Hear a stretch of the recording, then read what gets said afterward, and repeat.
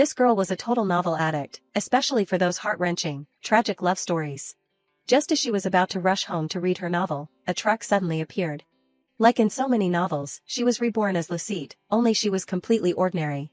But in this life, she decided to live a carefree life. One day, Lucette happened to stumble upon a group of kids bullying a pitiful little boy. With her kind heart, she immediately stepped in to protect the boy named Aurelio. This gradually made their relationship closer. But Lucette probably did not know that Aurelio was the male lead in the novel. Their fate began here. Everyone, please follow Lisa Manhwa to watch this exciting story. The story retells the brutal history of the Vladan Empire, a romantic fantasy 19+ novel. It all begins with the male lead being born as an illegitimate child, abandoned by his mother, and growing up in the coldness of the royal palace. Bad things happened, and ironically, the marriage partner, the female lead, looked a lot like his mother, making him feel both love and hate for her. The rest is history. It is a brutally romantic love story, just like the title says. The woman silently looked at her phone. Okay, I have a general idea of the plot, so now I will check out the reviews from people who've read it already. Various comments popped up. I have read a lot of romantic fantasy novels, but this is the first time I have seen one that depicts such heavy violence. I was so curious about the ending that I read the last volume. Is it because it is so cruel that it is rated 19+? Is that so? I want to go back to before I read volume 3. I should not have looked at the ending. I feel nauseous. Is volume 3 the most violent? Volume 1 introduces the setting, and volume 3 is just about the male lead going crazy and killing everyone. I think I am going to dream about the Tyrant. Male lead. The comments section has been filtered due to reported spoilers. She excitedly tapped her phone. The fact that they say I should not watch it just makes me more curious. Realizing something was off, she was surprised. Thoughts raced through her head. No matter how many times I scroll, there is no ending, and it is so brutal. Don't tell me it is rated 19+ because it is too cruel. The girl sighed wearily. She said to herself, I will read the rest at home. There is no way I can read it on the street. Suddenly, a shout rang out, hey, watch out. As soon as the girl looked up, a large truck appeared. Her eyes widened. People say that before you die, your beautiful memories flash before your eyes, but in that moment, I only thought one thing. The last thing she saw was her phone. Please, do not let anyone see my phone. Immediately after, Lucette suddenly shouted, why am I still alive? A melodious voice rang out, you can fall asleep anywhere, can't you? She did not understand. Chelsea approached and said, I told you to go pick some mushrooms for dinner. Lucette looked blank. Mushrooms, but I do not know how to pick mushrooms. She looked at the woman in front of her. That is not right. But who is that? The woman came closer. And you are just hiding here, lying around sleeping. Lucette still did not understand. What is going on? Chelsea looked at her. You are not going to listen to me anyway, are you? At this moment, she reacted, Mom. The woman looked confused. You are talking like you have never met me before. Lucette turned her head to look around. Where is this? Who am I? The woman's face turned stern. Are you still not awake? Hey, Lucette, this is the mountain behind our Sinan village. Chelsea continued to inform. It is a small village called Sinan, located in a valley on the border of the Great Vladan Empire. Hearing this, she was startled. The Vladan Empire. In her head, she thought to herself, could it be that Vladan is the setting of the novel, The Brutal History of the Vladan Empire?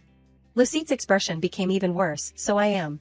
She asked herself, did I transmigrate into that bloody, brutal 19+ novel? My luck is really. A week had passed since that day. Chelsea called out, Luce, come eat. Lucette recounted the story. I had also implicitly understood the situation I was in. The woman brought the food forward. Here, this is the stew I made with the mushrooms we picked earlier. Lucette's face was filled with happiness. I will eat it really well. Chelsea gently instructed, if you want more, tell me to scoop some more for you. There is a lot. She happily nodded. Yes, I will eat 2 bowls. The woman smiled and reminded, don't be too greedy, okay? She gradually got used to life here. My name is Lucette. My father passed away early due to illness, and I currently live with my mother, Chelsea. And this is Sinan, a mountain village far away from the capital. At the same time, she also had some understanding. The Lord is a commoner who started out as a musician. Maybe he got the position because he was good at composing. Chelsea brought the soup spoon to her mouth. That means. She smiled brightly. It is great to live without having to worry about anything. Suddenly, Lucette remembered, in the royal palace, the setting of the novel, they would kill each other, but she felt that things were good now. That has nothing to do with me, a commoner living in a dilapidated house. Chelsea asked as usual, is the food to your liking? Lucette nodded in confirmation. Yes, it is really, really delicious. The woman chuckled and said, whose cooking skills are so good. Lucette cherished this life very much, with hot food and a warm family. The woman smiled and asked, why are you suddenly staring at my face like that? Lucette laughed like an idiot, it is nothing. She secretly understood, this is the ideal life I wanted. Then, Chelsea announced, this afternoon, the villagers will come to repair our roof. Lucette nodded, yes, I know. In the afternoon, 2 men quickly repaired the house. This house always has roof problems, does not it? That is because it is old. Chelsea smiled and said, as always, thank you guys. Just then, a voice rang out, Chelsea. The woman was surprised and turned her head, who is coming? Dahlia smiled and said, you are fixing the roof again, I brought some apples with me. Try them. The woman was very apologetic, Dahlia, you just gave me potatoes not long ago. Chelsea politely accepted, every time, I only know how to keep taking things from you. The woman smiled brightly, are you still being shy with me? We have to help each other out to live. Lucette quickly realized, that is Dahlia. Now, they are probably going to gossip. Hello. She immediately turned to leave, they will be talking for a long time, so I will make a run for it. A gentle breeze blew through her hair. Lucette walked forward comfortably. She enjoyed this life. Could it be that I was completely wrong? Because I thought it was a brutal novel, I was worried for no reason. How can this place be so peaceful? Rural life is the best. As Lucette left, a voice rang out, stop. She noticed a pitiful little boy, give me back my glasses. Vincent sneered, what did you say? I can't hear you clearly. The boy did not forget to declare, if you beg more sincerely, I might reconsider. Lavina's weakly tried to resist, don't.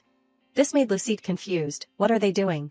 She thought to herself, could it be that they are bullying him? Lavina stepped forward, give them back to me. The boy continued to question, why are you reading a book in the way of where we are playing? Vincent did not forget to sneer, instead of doing that, why do not you guys play somewhere bigger? Just then, the pitiful Lavina's accidentally tripped. He fell hard into the water below. Seeing this, Lucette shouted worriedly, no. The kids were still laughing, didn't he step in too deep? Do you like water that much? They asked, don't tell me you only have 1 pair of glasses. Vincent said gleefully, guys, what should I do with these glasses? Should I smash them? Hey, Lucette called out, hey, you. She decisively kicked the boy into the water, you bad guy. This scene caught Lavina's attention. Lucette wiped the sweat from her forehead uncomfortably, how can they bully someone just because they have more people? He looked up at her. Lucette continued to ask, hey, are you okay?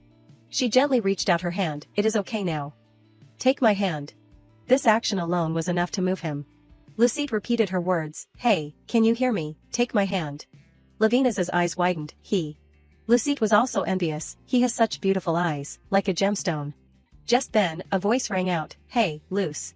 Vincent spoke up unhappily, why did you suddenly interfere? Don't be so arrogant just because you are a girl, and step aside. She turned her head and scolded, why are you bullying an innocent friend? The boy quickly announced, innocent, look at his eyes. This boy added, they are red like blood. Lucette did not seem to care, so what?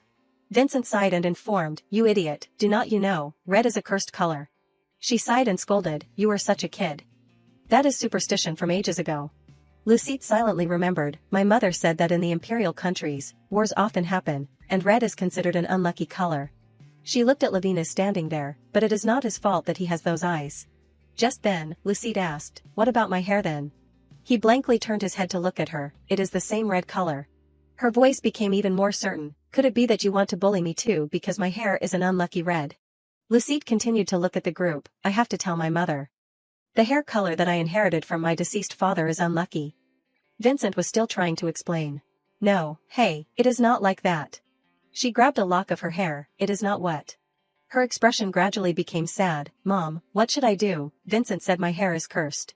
This situation made Vincent not know what to do. The boy threw the glasses aside, I do not know, take care of it yourself. Lucette went over and picked up the glasses. She smiled in surprise, those mischievous little kids. Then, Lucette gave them to Lavina's, here, take them. His face flushed red, thank you. He took the glasses from her hand.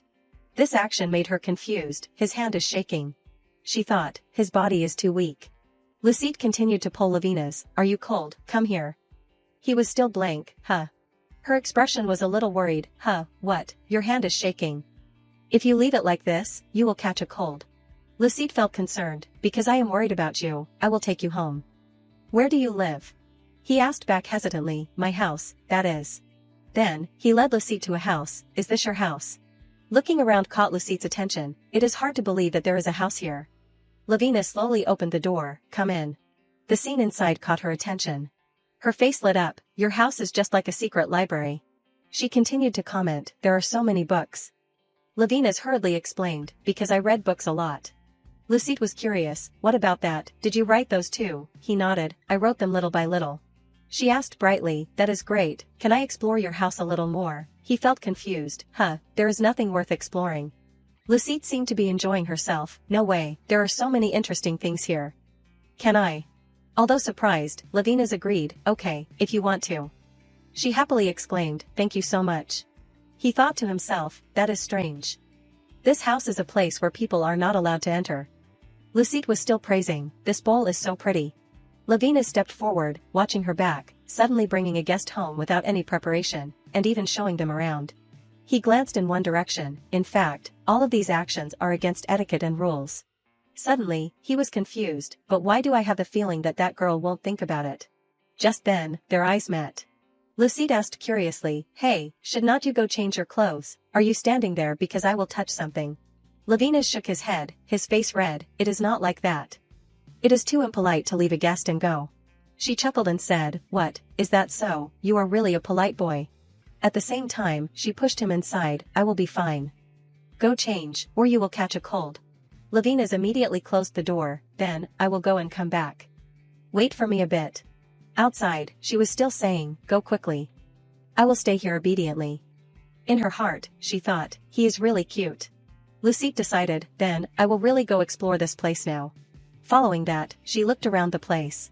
Lucide's expression gradually became curious, he must be smart if he has read all these books.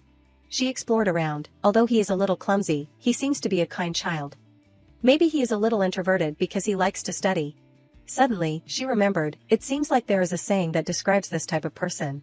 But her mind was not very quick, he is like. He is.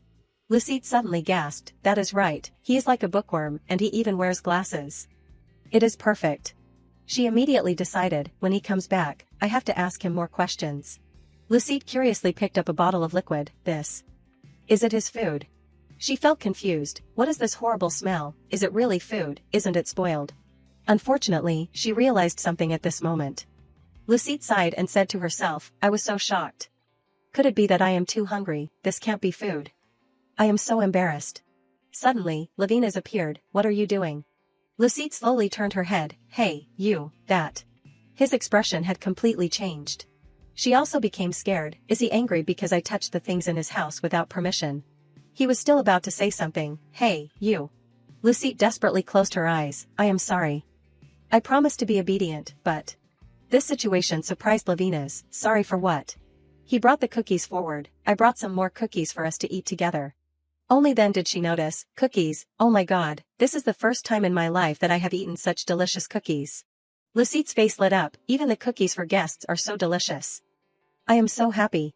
She kept praising, thank you. Thanks to you, I was able to eat something so delicious. Lavina's nodded, I am glad you liked it. Suddenly, Lucide was curious, did you just move to this village? I have a question. When did you move here? He informed, 4 days ago. Lucide realized in surprise, as expected. No wonder this is the first time I have met you. Lavina smiled and said, please help me out in the future. Lucide seemed to realize something, but it is really strange. This place was still an empty lot a few days ago.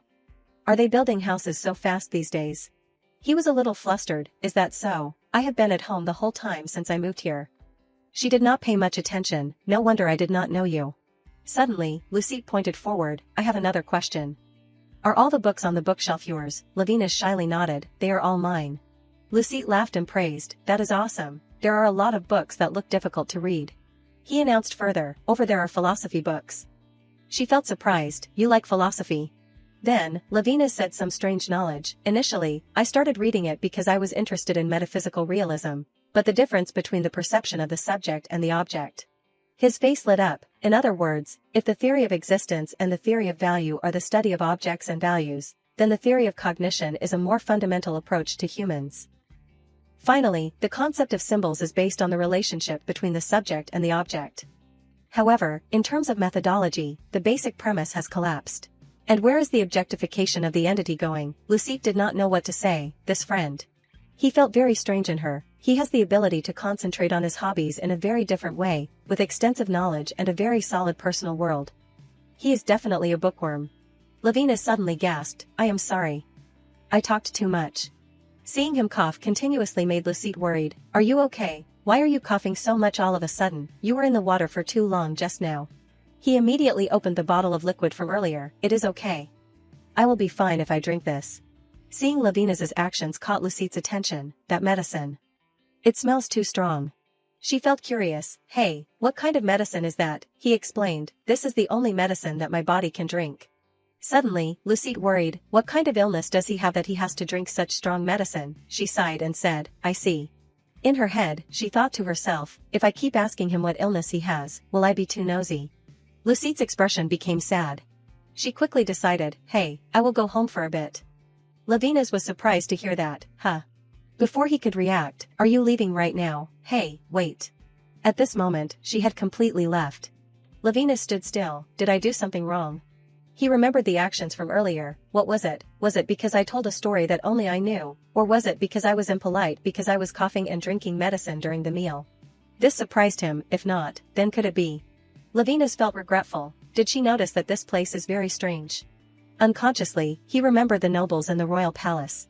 They smiled and informed, please remember, your highness.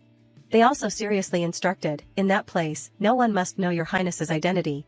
Lavina's could only stand there. All the years, to protect your highness, I will brainwash all the people in that village, but if there is an exception. He listened silently, no matter who it is. Remembering something caught Lavina's attention. His eyes were sad. It is so strange. He looked at the unfinished cookie. Even if I am looked down on because I have those eyes, or if I am treated coldly and abandoned, I feel very normal because I am too used to it. Lavina's wondered, but why do I feel so lonely now? Just then, Lucette's voice rang out, hey, open the door for me. She stepped inside. Sorry, I just ran home for a bit. He felt confused. This is.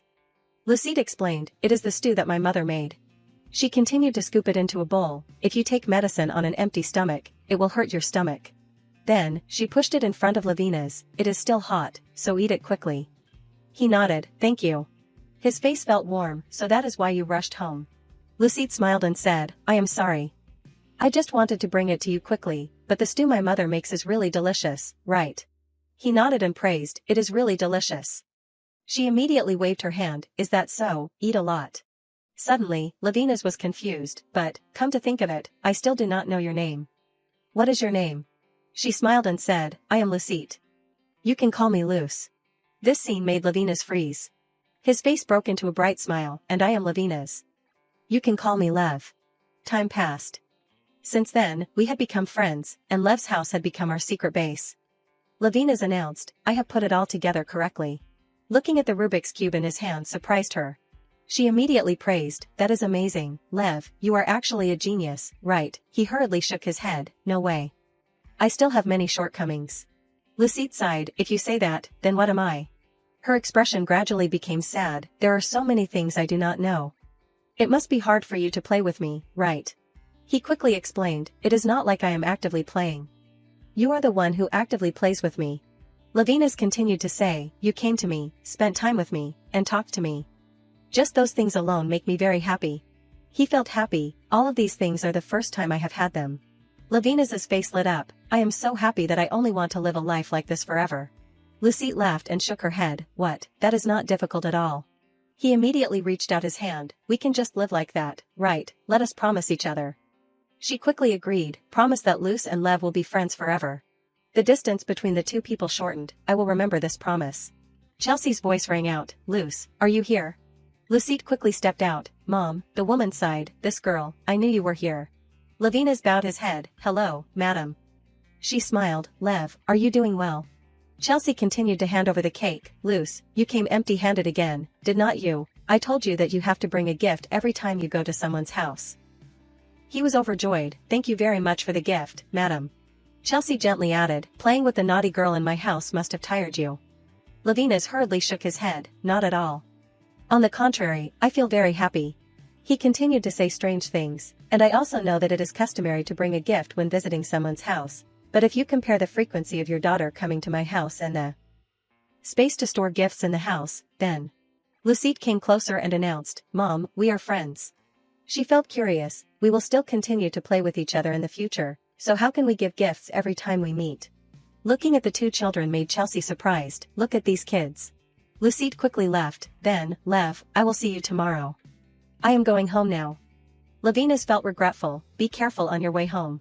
She gently placed her hand on his head. Her face broke into a bright smile. Don't be bored when I am not around, okay? Then, Levinas watched Lucette leave the place. He felt a little regret. His face turned red. What should I do? The longer we are together, the more I regret having to say goodbye to her. Levinas said sadly, I want to be with her a little longer. At the same time, Chelsea also noticed, Luce, you have been getting closer and closer to that boy lately, have not you? Lucette happily nodded, yes, he is very easygoing. And he knows a lot of things, so we have a lot of fun playing together. The woman felt curious, then will you go with him to the festival this year? This statement caught Lucette's attention. The festival, Chelsea reiterated, you said you wanted to participate in the quiz competition. At this moment, she remembered, the Rodante Festival is a festival where people can participate in various events with their friends. Depending on the event, the participation rules will be different, and the quiz competition is only for young people aged 13 to 17. In her head, she thought, but why does it have to be the quiz competition? Suddenly, Lucette noticed something. She asked herself, could it be that it is because the prize for the winner is a tour of the capital? That must be it. If you keep living in a mountainous village like this, it is natural to be curious about the capital. Her expression gradually became dull, but I am not interested in that. Lucette silently thought, what if I am just having fun and suddenly get caught up in an unfortunate adversity that happens in the novel? Then I will be the pitiful person, mistaken for someone else. Lucette immediately rejected, somehow, I have finally found peace like this. I do not want to take risks. The number below the advertisement caught Lucette's attention. Wait, is the second prize money, up to 2.5 million gold? She smiled brightly, that is a lot of money, enough for me and my mother to live without having to worry about food and clothing for a while. Lucette continued to calculate. If I participate with Lev, maybe we can rank second. She imagined the scene. It is a pity for Luce's team. Your final score is second place. Levinas felt confused. Luce, why did not you write the answer to the last question? Lucette smiled and explained, that is because my goal from the beginning was just this prize. She quickly declared, we will become rich with this money, Lev. Thinking of this made Lucette excited. I have to bribe him with my mother's stew. Only then will he be unable to refuse me. The light emanating from inside the house caught her attention. Lucette's expression was curious. Why is there light in Lev's house? At the same time, Levinas had a wound on his hand. Radom reminded, please do not be too alarmed by such a small wound, Your Highness. This man was Radnam, a royal magician. He continued to declare, everything that Your Highness is planning in your head will be reflected in this jewel, so please do not have such pointless rebellious thoughts anymore. His expression was calm. All Your Highness needs to do now is live quietly as if you were already dead in this place. Radom reached out towards Levinas. I hope my advice will be helpful to you. I will heal your wound. He realized something. As long as I do that, it is okay, right? The man nodded in confirmation. Yes, I will see you again.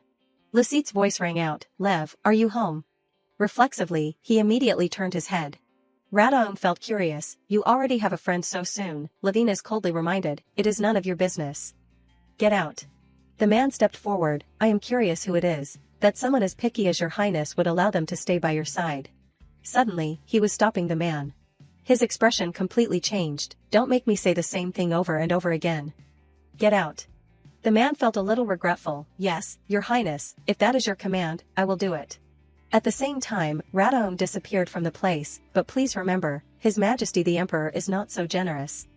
Making a small village like this disappear forever is not a big deal. Seeing him leave, Levinas glanced behind him. He stepped forward and called out, Hey, Luce. She turned her head to look at him. Lev. Levinas's expression became sad. I am sorry, have you been waiting for me for a while? He silently thought, she looks unhappy. Is it because she has been waiting for me for too long? Levinas approached and called out, Hey, Luce. Lucette suddenly became silent. Lev, you're... He realized that something was wrong. If that is not it, then could it be that she heard the conversation between me and Radnam? Lucette approached worriedly. What is wrong with your sleeve? Where are you hurt? She sighed and added, that is strange. You must have bumped into something dirty, so your sleeve is dirty, right? Lucette felt relieved. It seems like she did not hear the conversation. He smiled and asked, You thought I was hurt, so you were worried about me? She nodded in confirmation. Of course I am worried about you. I thought your sleeve was covered in blood. What did you do to get your sleeve dirty? Lavina's explained, it is nothing. I am sorry for making you worry. Lucide pointed in one direction, don't apologize to me anymore, and you absolutely can't let yourself get hurt again. I brought the stew that my mother made. Let us eat together. Suddenly, she felt curious. By the way, what were you doing in the room earlier? Lavina's informed, I was learning a few things. He silently looked at her. I feel very happy when I am close to Luce, but... Lucide was still playing around, I see. You were so focused that you did not hear me calling. In Lavina's head, he silently thought, if she knows too much, she will definitely be in danger. Suddenly, he suggested, Luce, I have a favor to ask you. Can you please not go up to the second floor of my house in the future? Lucide smiled and replied, the second floor, okay, if you said so, I won't go there. She continued to remind, instead, I also have something I want to ask you, which is to please pay attention to my knocking. I waited for a long time.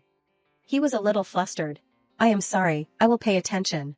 Suddenly, Lucide interrupted, then, before I knock for the 10th time, you must come out and open the door for me, okay? Lavina's nodded without hesitation, 10 times, I know. I promise you. She continued to inform, very good, there is one more thing I want to ask you. Lucide's face was expectant, which is, in this Rodante festival, please participate in the quiz competition with me. He picked up the paper, the quiz competition, she nodded in confirmation, if you want to participate in that competition, you need a teammate to participate. Lucide continued to suggest, it would be great if Lev agreed to participate in the competition with me. Suddenly, Lavina's blushed, hey, Luce, I do not think I am suitable for that competition. She still did not understand what was going on, why not? Lucide comforted, you will definitely get a prize. Are you afraid that you won't win first place? He was very flustered, that thing. She gently explained, you do not have to be too pressured. Seeing this, Lucide sighed regretfully, if you do not like it, feel free to refuse. She continued to say, I will ask Dominic to help me. This made Lavina's regretful, will someone else replace me by Luce's side, I do not like that at all. He smiled and quickly declared, no way, I will participate with you, Luce. I will prepare really hard for the competition. She felt very happy, really, that is great, thank you, Lev. In Lavina's heart, he was almost happy, although I am not very confident, I will try. She sighed and repeated, I said that you are more than capable, let us work hard together. Time had passed to the day of the festival. Lucide quickly stepped forward, great, I have been waiting for this day for a long time. She happily called out, Lev, I am ready. Lavina seemed like a different person, I am here, Luce, let us go. She suddenly felt confused, why is he so dressed up today? The two people looked at each other, it is the first time I have seen him dressed up like this. Is Lev also looking forward to this festival like me? Suddenly, Lavina's adjusted his clothes, do I look strange? Lucide shook her head and praised, not at all, you look very handsome, but... She looked outside, won't you be too hot wearing a suit today? At the same time, she quickly opened the closet, it is okay. I think you should at least have a set of sportswear. Lucide's mood gradually declined, how come all of your clothes only have plaid patterns? She silently thought, I think you will be very hot wearing that outfit. Lucide continued to ask, Lev, do you only have this much clothes? Lavina's nodded in confirmation, that is all the clothes I have. She kept searching, even so. There must be something worth wearing. Try this on. Finally, he had changed his outfit, how do I look, Luce, does it look okay? Lucide kept praising, it really suits you. It is thin, so it probably won't be hot. He smiled and waited, do you like it? She nodded in confirmation, of course, how can it be so perfect? Immediately after, he stepped closer, I am glad. I also want to wear the clothes that Luce likes. These words made Lucide stunned, what is he saying? If someone hears that, they will misunderstand.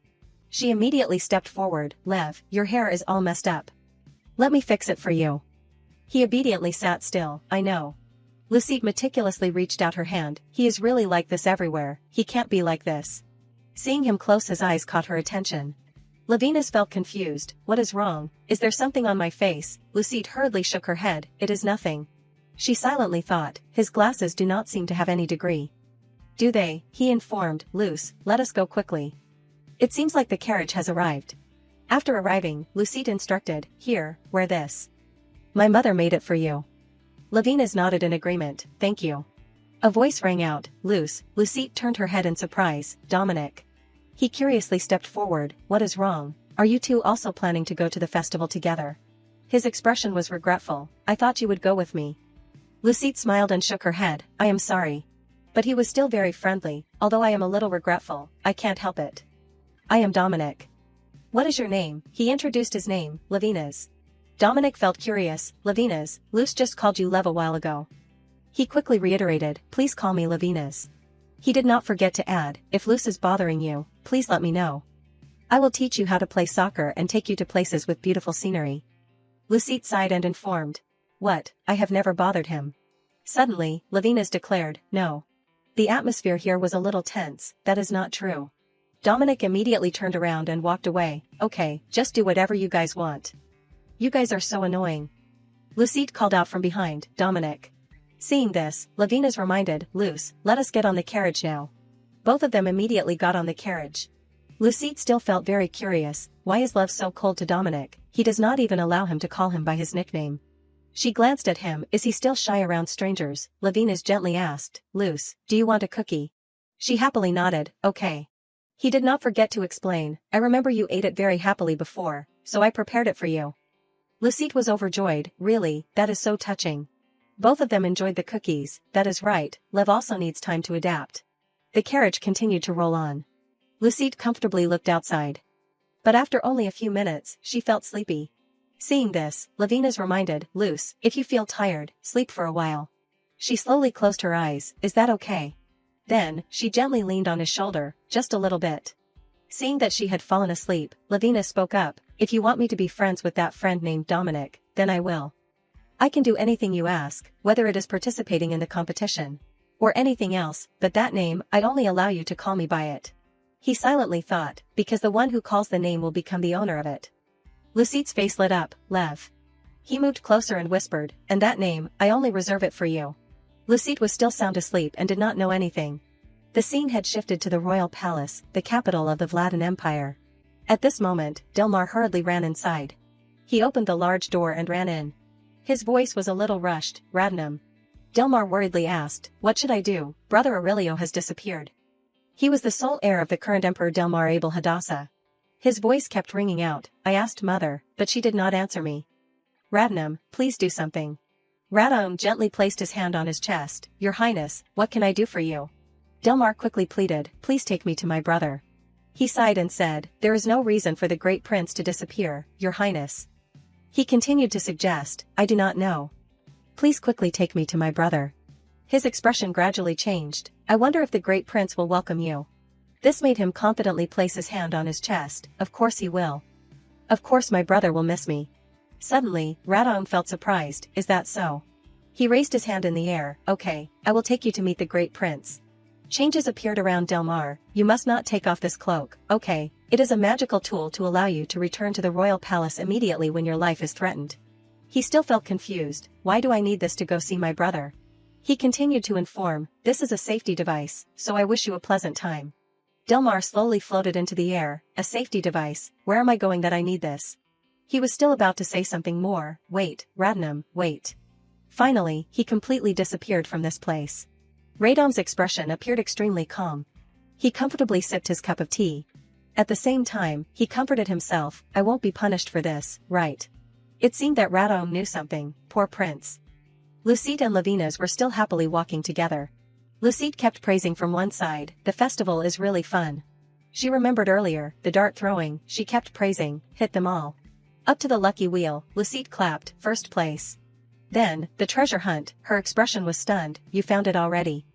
Lucette happily said, Lev, thanks to you, I received so many gifts, bought a lot of books, and ate ice cream too. I am so happy. Suddenly, she felt curious, but these gifts, are you really giving them all to me? I feel very guilty when only I am taking them. Levinas smiled and informed, of course I am giving them all to you, Luce. Just seeing you happy is enough. These words made her feel surprised, Lev, he is saying things that are easy to misunderstand again. Lucette's heart suddenly fluttered. She told herself, that is not right, I must be too sensitive. Lucette continued to offer the gift, then Lev, please keep this snow globe for me. This action surprised Levinas, this is the one you wanted the most. She smiled brightly, that is why I want to give it to you even more, hoping that when you see this, you will immediately remember today.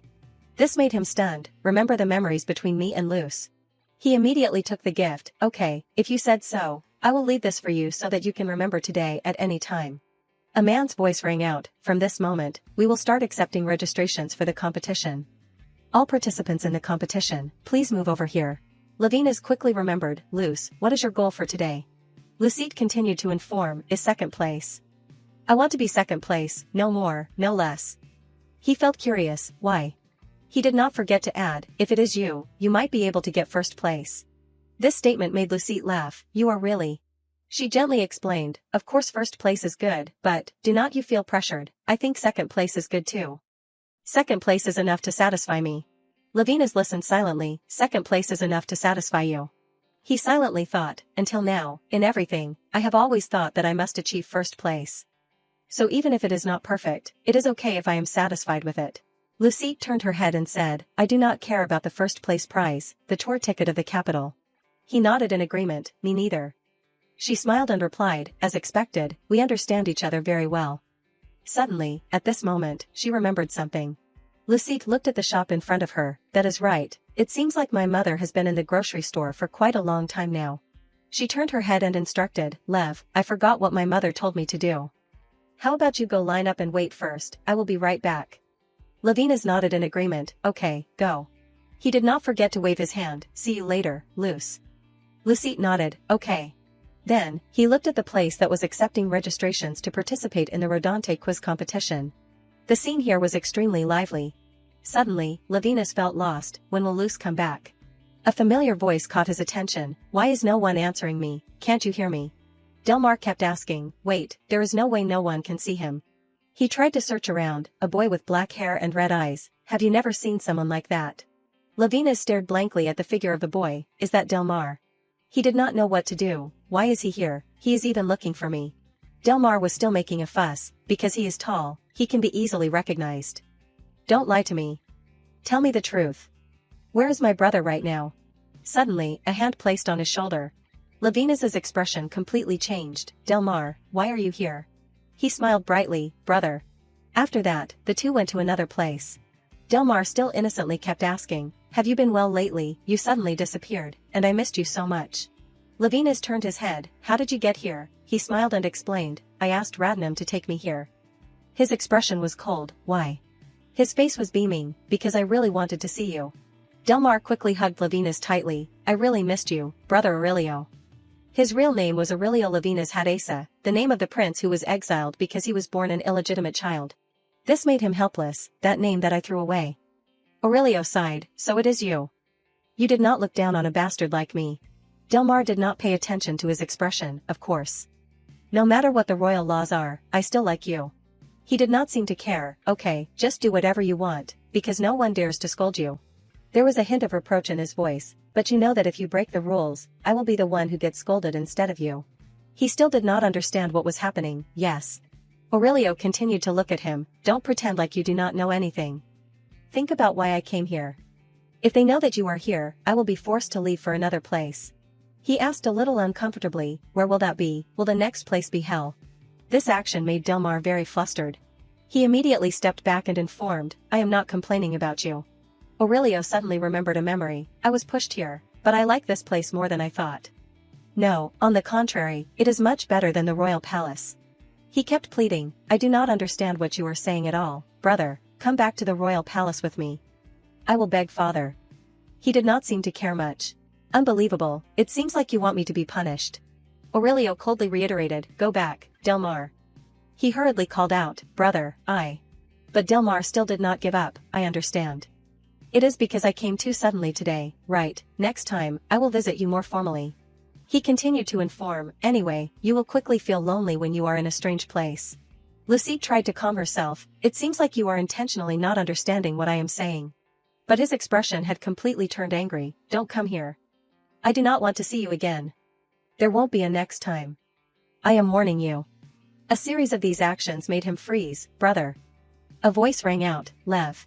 Lucite appeared at this place. She smiled, "So you are here. I have been looking for you." At the same time, Lucite reminded, "What are you doing here? The competition is about to start." Aurelio turned his head, "Luce." He hurriedly explained, "There was a lost child, so I was looking for directions for him." Then, Aurelio left this place, "Go quickly, hurry up." Delmar stammered and nodded, "Thank you. I will go right now." Lucite waved goodbye. Be careful, kid. Aurelio spoke up. I am sorry, because I left without permission. She smiled and explained, it is okay. I have already registered for the competition. He appeared surprised. Is that so? Delmar said to himself, he is changed. He silently thought, but why is the cloak activating at this time? Radnam said that this cloak would activate when I am in danger. This made him confused. Could it be that he is wary of me? Delmar turned his head to look behind him. What is it really because of? After that, Aurelio regretted. I am sorry, Luce. It is because of me. The competition has already started. Lucite gently comforted. It is okay. It is because you helped the lost child. We can use our strength to salvage the situation. She quickly pointed in another direction. It is just in time. Let us go quickly, Lev. His actions caught her attention. Lev, where are you going? Lucite continued to call out. That is the location for the Miss and Mr. Rodante competition. Aurelio turned his head in surprise. She sighed. Anyway, we are. This is the location for the quiz competition. But Aurelio went to the location for the Miss and Mr. Rodante competition. Lucite chuckled. It seems like there is some misunderstanding here. Her face lit up. No wonder, I was quite surprised at that time. She silently remembered, he would not dress like that just to go to the festival, would he? Well, that is why I thought I should dress as nicely as possible.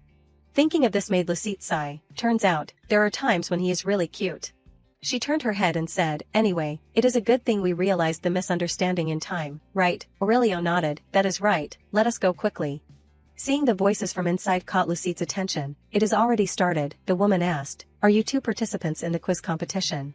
She hurriedly nodded. Yes, we are sorry for being late. Can we still participate in the competition now? Her expression gradually became thoughtful. It should not be allowed, but since there are not many people participating in the competition, so. Then, she decided, okay, you two go inside. In return, I will mark you wrong on 3 questions that were asked earlier. Lucite happily turned her head and announced, great, Lev, we can participate in the competition smoothly. The woman added, it is break time right now, so you two should quickly move inside. Lucite immediately nodded, yes, thank you very much. Let us go, Lev. Aurelio understood and nodded. Yes, Luce, I will try my best. The two quickly sat down in their seats. The surroundings caught Lucite's attention. Let us see, it does not seem like many people are participating. She continued to look around. That person must be the Lord, right? He seems bored. She silently thought, if it is this kind of atmosphere, we can probably catch up. Lucite kept whispering, Lev, do not worry too much because you did not practice beforehand. She was about to say something more. I have prepared very hard, so. Seeing Aurelio so enthusiastic surprised her. Lev. The referee continued to announce, next, the answer to the question is, answer. Having such a good teammate made Lucite proud. That is awesome, he answered 10 questions correctly in a row already. She kept praising, you did not even prepare anything beforehand, you are really amazing. He smiled and shook his head, it is just luck. Lucite's eyes were envious. Even so, none of the questions are easy. You know a lot of things. She looked at the quiet guy in front of her. The woman was also surprised. That is amazing, how does Lev know so many things? The referee quickly announced, now, it will be the final question. The story is told that, a long time ago, a former emperor eliminated all the witches who were disrupting the empire. The referee's voice rang out. At that time, most of the other witches surrendered very early, but only one witch resisted to the end. Although he was a traitor, His Majesty the Emperor still recognized his strength and spirit by erecting a stele to commemorate him. What is the identity of this last witch? Aurelio's expression became serious. The other couples quickly discussed together. This is the first time I have heard of this. Weren't all the witches killed a long time ago? How would we know about this? Lucite continued to ask. This question is quite difficult. Do you know the answer to this? Aurelio nodded. Yes, I know. He turned his head and said, but if we answer this question correctly, we will get first place, so let us not answer it. Lucite was very expectant. Okay, then tell me the answer. He was about to speak. Okay, I will only tell you. The answer is. Now, we will announce the answer. The referee announced, the answer is. His voice was a little cold, Radnam. At the same time, the referee announced, Radnam, the name of the last witch of the Vladan Empire is Radnam. This surprised Yuhan. As expected, this seems like a difficult question for children. Rodante was about to say something more. Wait. The referee announced, the Rodante quiz competition will stop here. He turned his head to look at the two people. Those two kids have not answered the question yet. Yuhan smiled and explained, is that so? It is too far away, so I did not hear clearly. It seemed that he had guessed something. Those two kids have almost answered all the questions correctly from before, right? Rodante quickly instructed, Johan, please try to investigate those two children for me. His expression became serious. Who knows, that information may be helpful to us. Looking at the money bag in front of her made Lucette happy. They really are gold coins. She kept jumping around. Thank you, Lev. It is all thanks to you. Aurelio smiled. Congratulations, Luce. What will you do with this prize money? She quickly gave her opinion. First of all, how about I buy my mother a new set of clothes? She always repairs her old clothes and wears them and says that she is fine. Lucette continued to say, I am always thinking about that. My mother must also want to wear beautiful clothes. Hearing this, Aurelio nodded. I see. He did not forget to inform, then let us go buy a gift for your mother together. If you do not have enough money, just use my money. She asked, what are you saying, Lev? Lucette's expression became sulky. We decided that we would split the prize money in half. Aurelio did not seem to care much. Your mother is usually very concerned about me, so I want to take this opportunity to repay her with you. This made her feel awkward. I am very grateful that you said that, but... Lucette stepped closer and suggested, okay, because I feel guilty when I keep receiving your kindness, so I have decided to fulfill 3 of your wishes. His eyes gradually became blank. Wishes. Lucette smiled and explained, I almost always only know how to receive help from you, so I also want to help you in return. His face turned red. If that is the case, then, okay. The two continued to walk. That is not right, Luce, you just received a big loss yourself. I have already received enough from you. Aurelio silently looked at her. She is always very warm and affectionate to me. No matter how many times I repay that kindness of hers, it will never be enough. He cherished this friendship very much. I hope that days like this will last for a very long time. Inside the store, Lucette said, look at these clothes. She felt excited. How can they be so beautiful? This lace dress is so cute, and I also like this shirt. Lucette clasped her hands together. As expected, shopping is the most fun thing in the world. She turned her head and said, Lev, look at this. Between these two, which one? Clothes were continuously put on Aurelio. What were you just saying, Luce?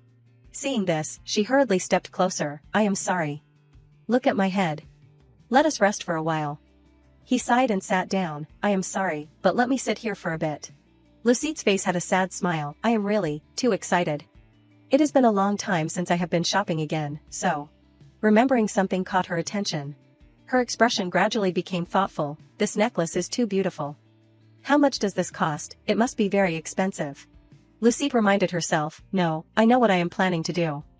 Never mind. She quickly ran to another direction. I have to look at all the clothes here. Lucette's actions from earlier caught Aurelio's attention.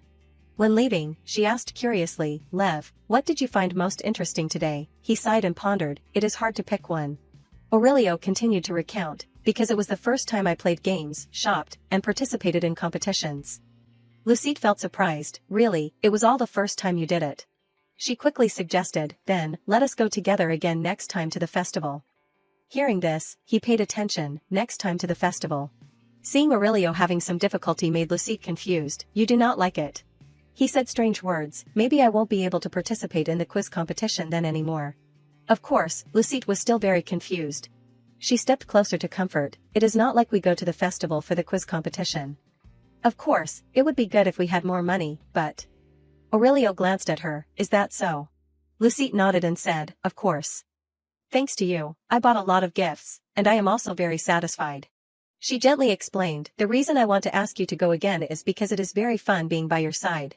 At this moment, Aurelio spoke up, hey, can I use one of the 3 wishes that you said you would fulfill for me earlier now? Seeing him act made her pay attention, so fast. He quickly took out the necklace from before. I noticed earlier that you did not buy anything for yourself. Aurelio gave it to her. I bought it because I felt it suited you. Please accept it. Lucette looked at it in surprise. This is the necklace that I was admiring earlier. She still felt regretful. It must be very expensive. How could? Aurelio gently explained. I really want to give it to you. He continued to ask, can I put it on you directly?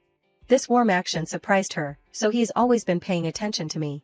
Lucette silently thought, when did he realize that? She felt very happy, realizing that I did not buy anything for myself. If he did not pay attention, he definitely would not know. Aurelio continued to praise, it is on now, it really suits you, Luce. She asked herself, how can he be so considerate? He gently said, thank you for accepting my gift.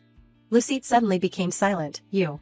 But her mood was very excited. Think of the next wish quickly. Only then will you continue to fulfill my wish, right? He looked up at her. The next wish. Aurelio's expression was innocent. What if I asked you to pat my head? Lucide hurriedly shook her head. It is not like that. She stepped closer and patted his head. I can do this for you as many times as you want. Think of something more like a wish, got it? He was like a small puppy. Okay, I will. Lucide silently thought, I really can't beat Lev. Aurelio suddenly spoke up. Thank you, Luce. She sighed and informed, I am the one who should be thanking you. Then, Lucide quickly returned home. I am home. Is no one home? She felt regretful. Mother has not returned yet. I want to show Mother the gift. In her head, she silently thought, but that last question, it seems like I have seen it somewhere before. Radnam, I have heard about this person before. A call from outside caught Lucide's attention. Miss Lucide. She immediately turned her head. Who is it? A strange voice rang out. You received a prize in the Rodante quiz competition, right? She listened silently. I should have asked for your signature before giving you the prize, but I forgot. Each word was a little strange. Please open the door for me. Lucide quickly stepped outside. What is it? Why are you coming here at this hour? I hope there won't be any trouble. Realizing something was wrong caught her attention. Wait. Lucide's expression gradually changed. She immediately said, I am sorry, sir, but I am feeling very tired right now. Would you mind coming back tomorrow? The person outside quickly left. I see. I will come back today then. Lucide breathed a sigh of relief. He really left. He seems like a strange person. Finally, this man had left this place. Suddenly, Radaom turned his head. He gave a strange smile. That is quick-witted. It might be very interesting to face her directly. After that, Chelsea knew the story and was very angry. Impossible, something like that happened. Who dares to target my daughter? She quickly spoke up. We have to catch him and scold him properly. Lucide shook her head. I am not hurt, so it is okay, Mom. She was very expectant. Instead, please open the gift first. Lev and I chose it very carefully. The woman quickly examined the clothes. They are too beautiful. That is really commendable. Realizing something caught Chelsea by surprise. She continued to call out, but Luce, what about that necklace? Lucide smiled and informed, this, Lev gave it to me. Her expression was stunned. Is that so? She felt confused. What is wrong, Mom? Chelsea silently thought, just looking at it, you can tell it is expensive. Could it be that because the necklace was too valuable, that person came looking and then left? She glanced in one direction. It is nothing. At the same time, she instructed, anyway, remember to lock the door carefully in the future. Starting tomorrow, I will probably be quite busy. Lucide was surprised. Busy, Chelsea nodded, yes, that is right. Time passed, my mother, she opened a grocery store, and as time passed, our everyday lives gradually changed as well. A customer asked, hey, can you help me find this item? Hearing this, Lucide nodded in agreement, yes, please wait a moment. I will find it for you right away. She wiped away her sweat. I have been busy all day today. She saw Chelsea was still happy. See you again, thank you. This made Lucide startled. Even so, I still feel so lucky to see my mother happy. She silently contemplated. After opening the store, it seems like she has gained more vitality. Very quickly, the store was closed. Okay, everyone has worked hard today. Close. Dominic felt confused. Why do you look so exhausted? Lucide sighed. You do not know how busy the store is. She immediately laid down on the table. First of all, my mother's and Aunt Dahlia's grocery store is doing very well. He kept saying, I honestly want to help you, but I am quite busy these days. Lucide felt surprised. Is it because you are busy at the blacksmith shop? She continued to look at him. Secondly, Dominic has started going to the blacksmith shop to learn skills. That is right. He quickly took out an item. This is what I made myself. Do you want to see it? Lucide was curious. Where? Let me see. She stared blankly at this item. Immediately after, she laughed loudly. What is this? Dominic reminded. Don't make fun of me. I worked on it all day. His face gradually turned angry. It is only because I just started learning, that is why it is like this. I will make something better for you to see in the future. Lucide silently looked at Dominic. I will fix this place a bit. She silently thought, both my mother and Dominic are engrossed in their work. I am so envious of them. At this moment, Chelsea announced, kids, let us close up and go home now. Lucide remembered, at first, I only thought about having fun and eating. She took off her apron, but when I see other people working hard, I hesitate. Then, she carefully put it away, therefore, thirdly is, okay. Lucide's expression became determined. I will try to find out what I really want to do. I also want to have a clear goal. Then, Aurelio worried, you must have had a hard time on the way here. He handed a glass of water to Lucette. It is very cold, right? Here, drink a cup of hot cocoa to warm up. She nodded and took it. Thank you, Lev. I will drink it very well. The wound on his hand caught her attention. He is hurt, and I did not know. Aurelio suddenly called out, Hey, Luce. He was very expectant. Have you read the math summary that I gave you? Lucette glanced in another direction. I have read it. In her heart, she thought, after that day, I told Lev about my worries. Aurelio quickly suggested, then, how about we study together? He placed the documents on the table. All learning starts with theory. His face gradually became interested, so let us start with math, the foundation of all subjects. Lucette did not know what to say. I do not think math will suit me. She immediately refused. Wait, let us not study math today. Let us study something else. Aurelio was a little disappointed. Something else, like what? Lucette's face lit up, like. She immediately suggested, physical education. Seeing this, Aurelio was surprised. Luce, your expression is completely different than when you were studying math. Lucette smiled and said, I am sorry. I am actually not very interested in math. He gently lay down in the snow. Will you become a snowball throwing expert like this? She felt happy. That is not bad, right? What is not bad about that? What is there to like about that? Suddenly, Aurelio turned his head to look at her. What I mean is, whatever you do, it will be good, so I hope that you will do something that you enjoy. I think the same as you. Lucette continued to say, by the way, Lev, if you want to try doing something, please tell me anytime. You still have some wishes left, remember. He became hesitant. Then there is something. She quickly suggested, okay, please tell me. Aurelio looked at her. Tonight, can I invite you to dinner? The scene shifted to the kitchen. Lucette curiously looked inside. Her expression was a little confused. He suddenly has a hobby that I did not expect, which is cooking. She silently watched Aurelio's back. Does he originally like to cook, or is he just trying something new? Suddenly, Lucette noticed the cookbooks on the table. She felt confused. These books, all of them are cookbooks. Could it be? Aurelio called out, Luce. Lucette quickly turned her head. Yes, were you calling me? The scene in front of her made her freeze. He gently stepped forward. Happy birthday to you. Lucette realized at this moment. Could it be that he prepared these because today is my birthday? He nodded in confirmation. Yes, you told me before. She was very surprised. I was just saying it casually. Aurelio explained, because today is your special day, I wanted to make all the dishes that you like. She was moved and quickly hugged him. Lev. Lucette's face was beaming. Thank you. This is the first time I have felt so happy. Aurelio nodded and said, actually, you have seemed to be worried a lot lately. Thoughts appeared in Lucette's head. I am very glad that they can comfort you, Lev. How can you be so gentle? Wait for me, I will definitely find a way to repay you. Seeing Lucette fast asleep, Aurelio silently thought, I am so glad. It seems like Luce has regained her spirits. I was very worried because I prepared it in a rush. He immediately decided, next time, I will definitely prepare more carefully for you. Realizing something was wrong made Aurelio surprised.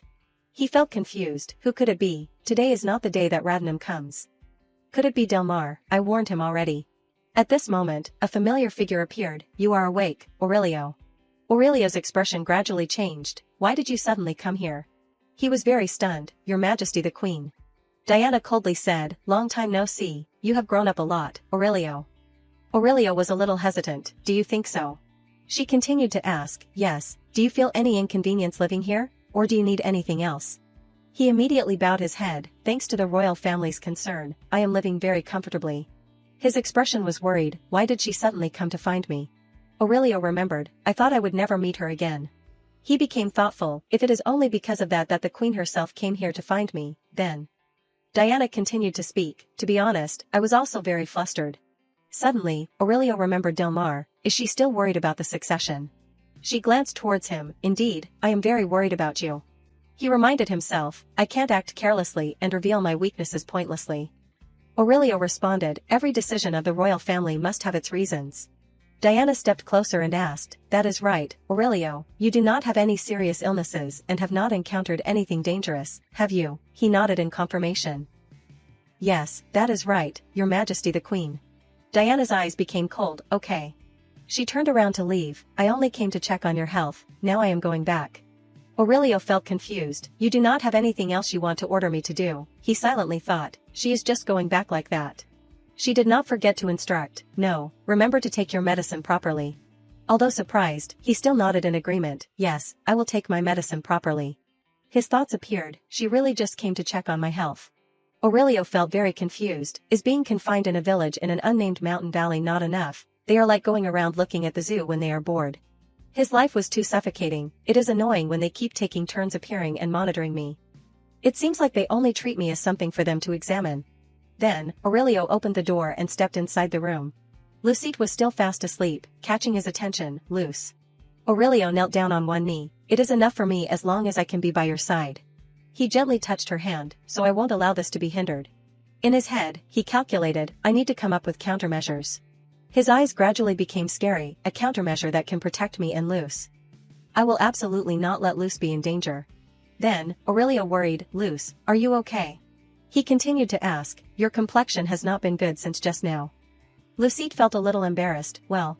He immediately stepped closer. Does it hurt a lot? She hurriedly shook her head. No, it is okay, Lev, it is nothing serious.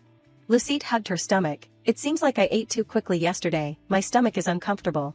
Her voice was a little helpless. I probably ate too much yesterday, so I am feeling bloated. Do you have any digestive medicine? Aurelio was saddened. Sorry, Luce, I did not prepare that medicine. She hurriedly shook her head. It is okay, you do not need to apologize. Then Lucite suggested, let us go out and buy some. Okay, come with me to the pharmacy. He was still dazed. Pharmacy. Seeing his hesitation surprised Lucite. What is wrong, Lev? At this point, Aurelio slowly announced, well, in scene in village, it is a bit. The scene before them caught Lucite's attention. What? The wooden house surprised her. Could it be like this? Lucite's mood completely plummeted. She looked at the pharmacy. Is our village's pharmacy this bad? The salesperson quickly greeted them. Is the little girl's stomach upset? I will make her a glass of honey water. Lucite immediately refused. No, thank you. I am fine. We are going now. She sighed as she walked away. I get it, there is not a proper pharmacy in our village. Aurelio quickly said, I heard there is a good pharmacist in the village over the mountain. He felt a little regretful. Sorry, Luce, I think the problem is with the food I cooked. Lucite shook her head and explained, no, the food you cooked was really delicious. It is not your fault. She continued, it is probably because I went to bed too early last night. A little walk will help me digest. Lucite thought to herself, this era is really, really ancient. She recalled the medicine he had been taking. I did not expect that buying medicine would be this difficult. Lev has always been taking medicine, but... Lucite's expression gradually became curious. Even though I do not know what kind of medicine it is probably not a common one. She remembered the vial and how difficult it was to make, so, what if I learn how to make medicine? Suddenly, Lucite realized something. She thought to herself, pharmacology is not developed here, so there must be a demand. A smile appeared on her face, and it could also help Lev. Seeing this, Aurelio was surprised and noticed, Luce, is something good happening? You look much brighter. She turned her head and said, Lev, I want to say that. What I really want to do is... Right at this moment, Yuhan quickly appeared. Wait. He hurriedly ran towards them. His eyes were full of anticipation. Are you two the ones who won the Rodante quiz contest at the summer festival? Lucite immediately turned her head. Yes, we are. But who are you? Johann brightly placed his hand on his chest and explained, I have finally met you. It is a pleasure to meet you. I am Johann, Lord Rodante's assistant. He continued to approach them. Now, could you spare me some time? Come with me for a bit. Lucite felt very suspicious. Where are we going? If it is about the prize money, we have already spent it all. We can't return it. These innocent words made him laugh. Prize money, it is not about that. Johann continued, it is because Lord Rodante wants to meet you. Lucite called out, hey, Mr. Assistant, Johann. He turned his head to look. What is wrong? She doubted, why does the Lord suddenly want to meet us? Johann's face was radiant. I already said, you will know when you get there. Lucite thought, he did not say that. She felt worried, perhaps. Lucite seemed to guess something. Is it because of what happened at the festival? She remembered Aurelio's words, it is Radnum. She thought, he clearly only told me quietly. Johann quickly reminded them, you do not need to be so nervous, just relax.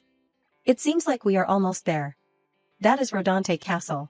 Looking outside made Aurelio pensive. He wondered to himself, could it be that the Lord has discovered my identity? His expression gradually became worried. No, it can't be.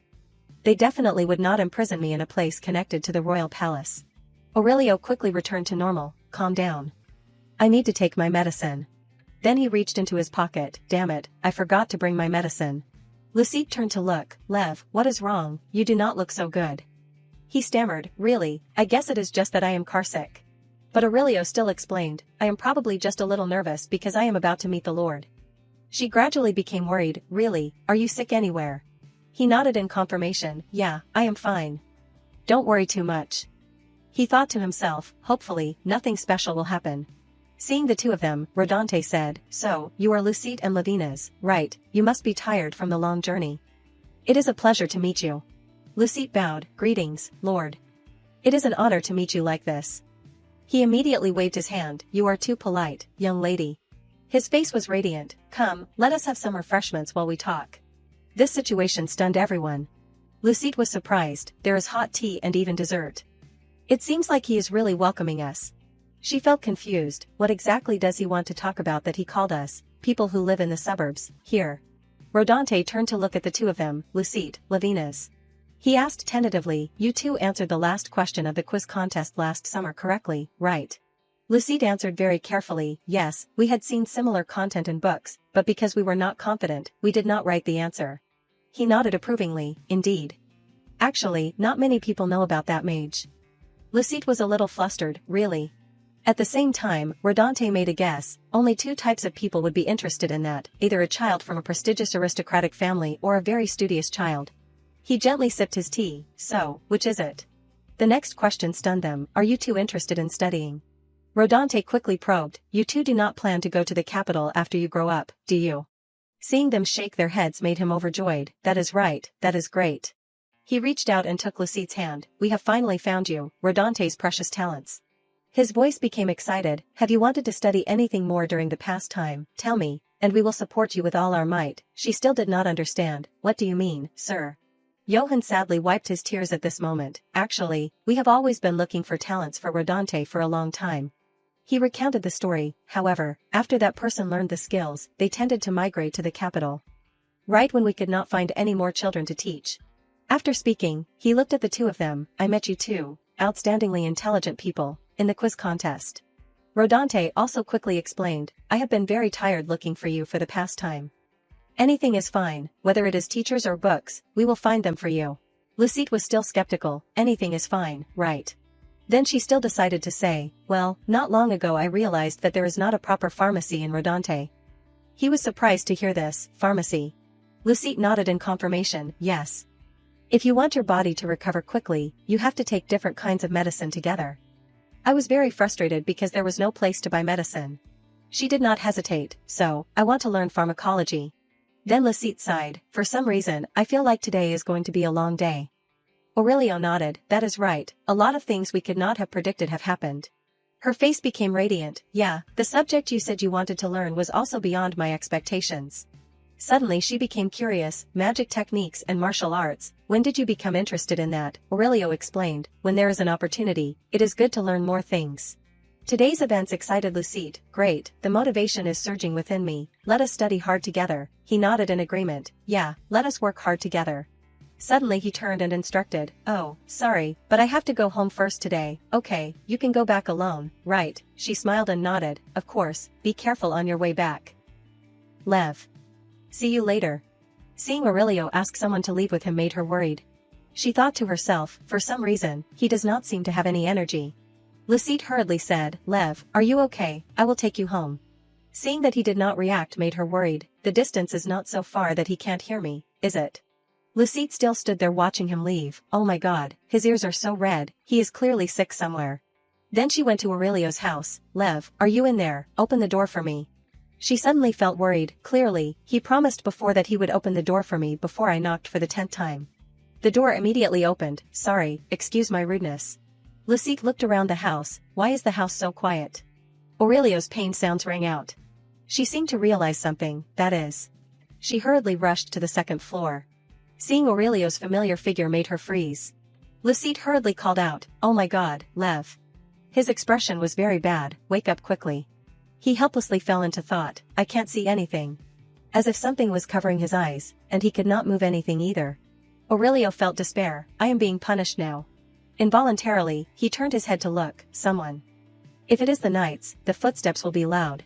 He thought to himself, the maid's footsteps will be light. Aurelio tried to calm himself down, Delmar's footsteps are very heavy. The emperor would never come looking for me. He kept guessing, Radnam probably would not make any footsteps. In the royal palace, there is only one person with such cautious footsteps. Suddenly, Aurelio's birth mother appeared, Your Highness. She sighed sadly, as long as I stay here, my lowly birth will definitely become a shackle for you. Aurelio hurriedly shook his head, No, that is not true, mother. Her eyes gradually became helpless, I could not become a mother who could protect her son, so how could I bear to cause you more trouble? Although he tried to resist, it was all in vain. What trouble? What are you saying? I do not like this. Aurelio's mother suddenly turned to leave, It is time for me to go.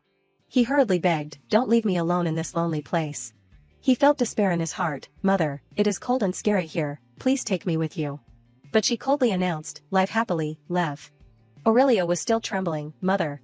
Lucite was always right next to him, he is getting hotter and hotter. She thought to herself, This is not good, I have to go get someone. As she left, he reached out to stop her, Don't go. Lucite was surprised and turned her head, Huh. Aurelio's condition was very bad, Don't. Leave me. She sighed regretfully, What, I thought you woke up. Seeing him suffer like that made her sad too. Lucite gently comforted him, You do not need to be afraid. She did not know what he was going through, because I will definitely not leave you. So do not worry. Lucite continued to look for something, I need something to cool him down. Right at this moment, the vial caught Lucite's attention.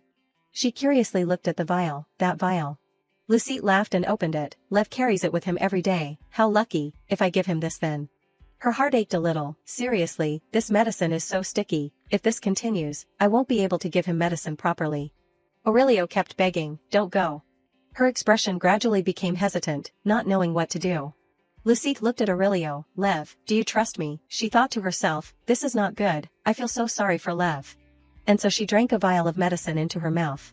Next, she transferred the medicine over mouth to mouth, but I can't let anything happen to him. Her movements were very gentle. After a while, Lucite gently breathed out. She examined Aurelio's current condition, Thank goodness, he seems to have a fever. Her expression was a little confused, It is really a magical medicine, I can't believe his health has improved so quickly. Does it contain some soothing ingredient? Suddenly, Lucite was stunned, Why can't I see in front of me anymore?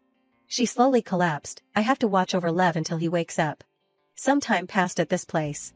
Aurelio held his head and slowly sat up, My head hurts so much, why am I lying here? Seeing her next to him surprised him, Luce. He hurriedly put his hand over his mouth, I remember I did not take the medicine myself, did I? There is a bitter taste in my mouth. His face was very touched, Luce, so you gave me the medicine. Realizing that something was wrong made Aurelio freeze, Wait, this is.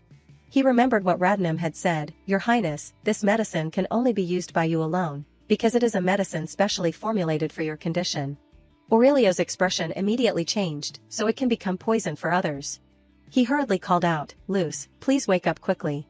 Seeing that Lucite did not react made him worried, Please open your eyes, Luce.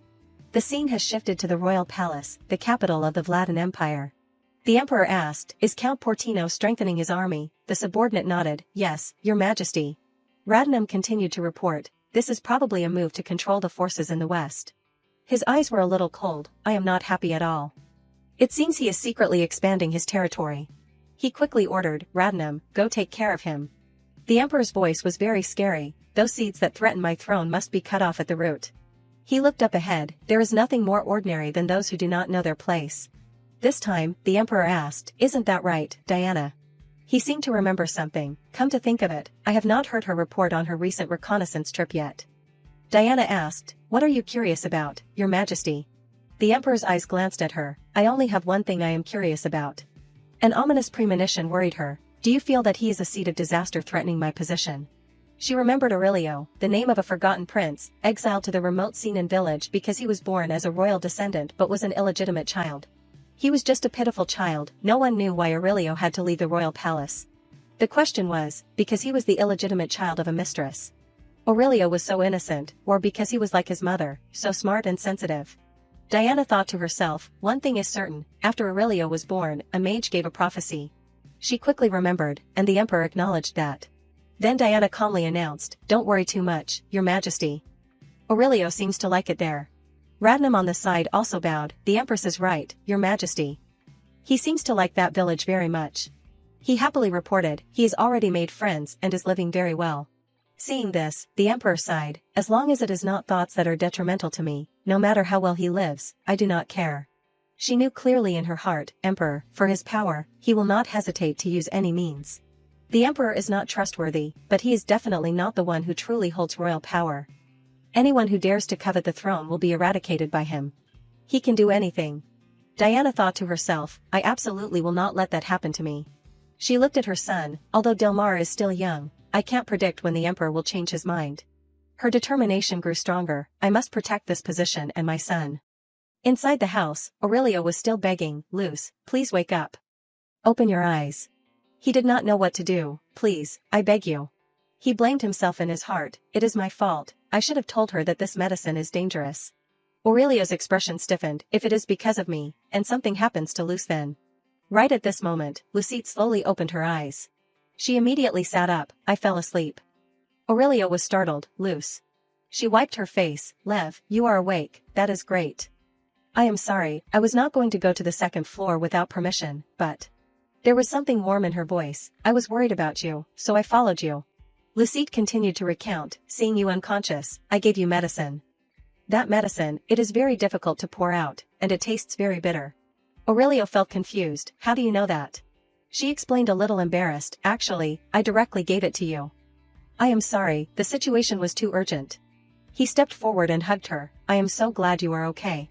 His voice trembled a little, I thought I had made a mistake. I was afraid you would never wake up. Lucette asked in surprise, Lev, were you very scared? She gently recounted, I guess that medicine has ingredients that help calm the body. When I drank it, I suddenly felt sleepy. I do not understand why you always drink something so bitter and sticky. Seeing Aurelio worried, she comforted him, I am really okay, so please smile. Because you are sad, I am starting to feel sad too. A sad smile appeared on her face. He thought to himself, the moment I thought I was going to lose you, I felt so scared and lonely that I was suffocating. I will never let you be in danger again. Aurelio made a decision, I absolutely will not let you slip away. Time shifted to the following week, at Rodante Castle. Johann cheerfully asked, Lucette, are you ready? He excitedly approached, I never thought I would be so nervous on the first lesson. It is not even my class. It was very difficult to invite this person, so please study hard. Lucette smiled and agreed, of course, I am looking forward to knowing who that person is. I will study very hard, Mr. Assistant.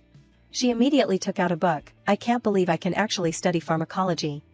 By the way, I can also study less medicine. She thought to herself, what question should I ask first, there are so many things I want to ask. Lucette quickly stood up, hello, madam. From now on please. She was about to say something more. Take care of me. The serious expression caught her attention. Teacher. Lucette even felt a little scared, this person is. She did not know what to say, my pharmacology teacher, the teacher quickly announced, then we will start the first lesson. Lucette hurriedly nodded, please take care of me, madam. She continued to look at the book, first, read me chapter 1 of the textbook. She felt confused, chapter 1, do you mean the overview of medicinal materials? She nodded, that is right. If you have any questions while reading, please ask me. Lucette continued to look at the book in her hand, I already read it all at home. No, I should not be too hasty. Suddenly she felt curious, madam, I have a question about mold, a type of plant that contains toxins. She said what she was thinking, as far as I know, there are many different types of mold. Please explain the differences between the different types of mold to me. Lucette was very focused, the most difficult thing when reading on your own is that the book only explains the basic concepts. She said to herself, now that I have a teacher, I have to ask as much as I want. The teacher suddenly announced, you do not need to know that. Her expression was calm, anyway, it can be treated with the same antidote. Lucette felt regretful, why is her explanation so vague? The teacher announced, we have finished reading chapter 1. Now let us practice. She wondered to herself, is this going to be okay? After some time, the teacher asked, when there is a change in the leaves, the incubation process will end. Lucette quickly explained, it is when the color changes and the scent becomes stronger. She nodded in agreement, very good. Please try to check it. Aurelio quickly stood up, yes. She examined the vial in her hand, it is transparent and has a very strong scent. I think it has been made very well. She was very satisfied, now you can make the antidote yourself. Let us end today's lesson here. Suddenly Lucette felt regretful, has it already ended? But she was still polite, you have worked hard, madam. Goodbye. Although she thought to herself, too bad, I still have so many curiosities I wanted to ask her. She seemed to have realized, it seems like this is just a standard class. Lucide asked herself, the teacher seems to know a lot of things.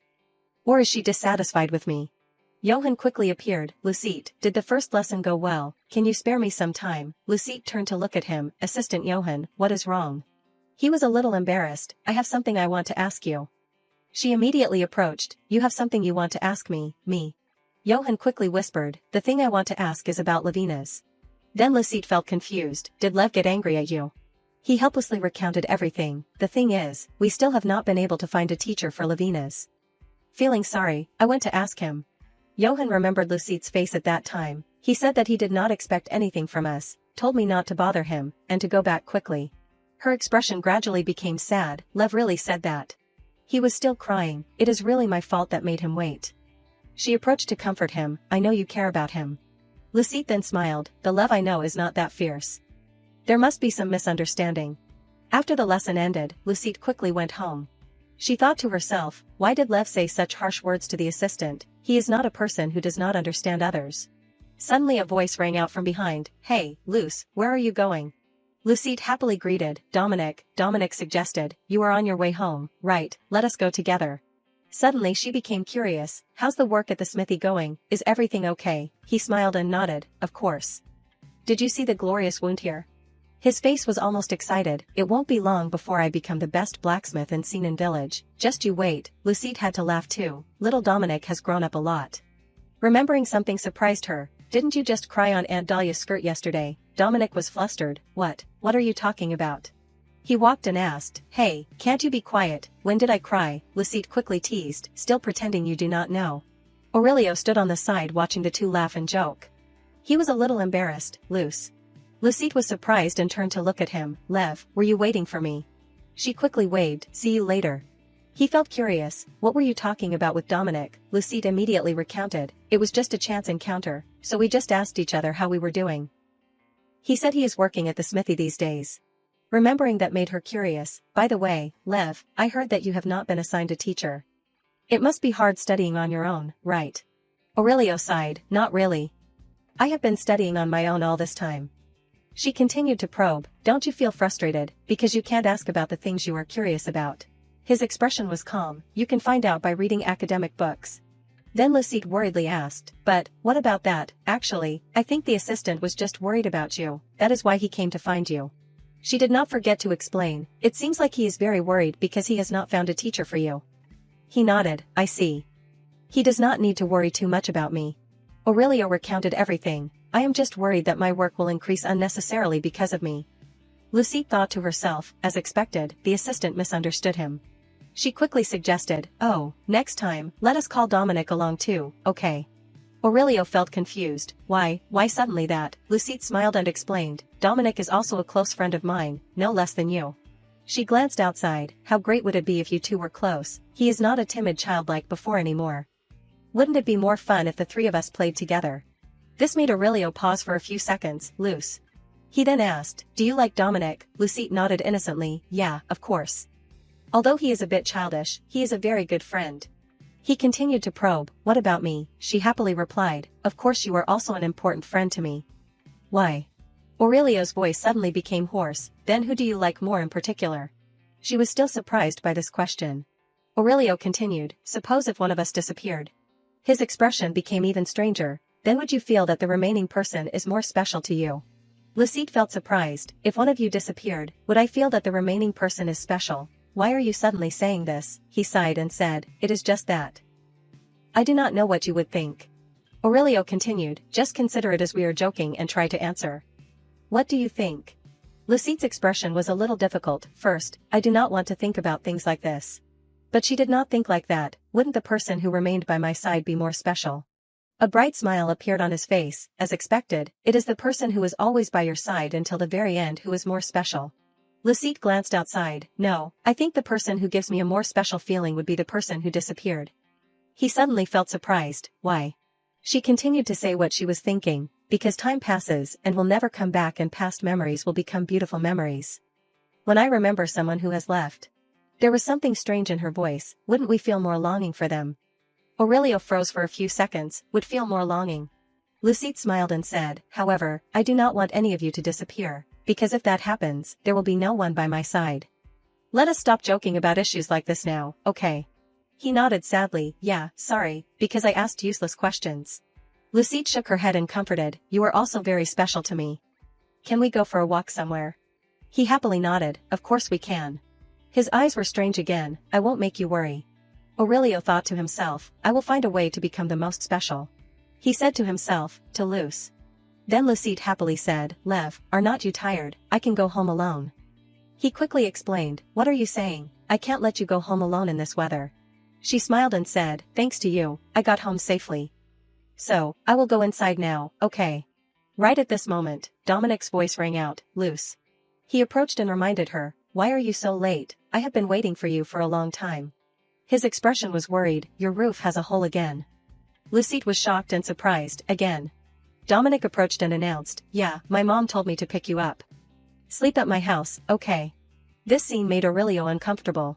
He immediately grabbed her hand. Lucide turned her head in confusion, Lev.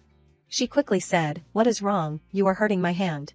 Seeing that he still did not move, she then called out, Lev, let go of me. Aurelio thought to himself, Luce, I hate that you are close to other people. I want to become your only friend and monopolize everything about you.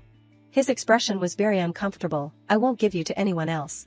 Seeing this, Dominic felt confused, what are you guys doing, are you planning to continue getting rained on? Suddenly, he became strange. Then he slowly let go of Lucide's hand, sorry for keeping you. Go quickly, Luce. She nodded understandingly, yeah, see you later, Lev. She did not forget to wave, be careful on your way home. Go home before it gets dark, okay? Aurelio quickly put up his umbrella, yeah, see you later. His eyes became cold, what should I do? He asked himself, so that I can keep you by my side. After entering the house, Dominic said, as soon as I stepped inside, it started pouring as if it was waiting for me. Lucide felt confused, don't tell me my house will be flooded. He immediately replied, don't worry, if that happens, I will fix it for you. Suddenly she remembered something, good idea. Hey, is there a book I have not read? He turned to look back, this pile. He did not forget to say, my brother sent them back.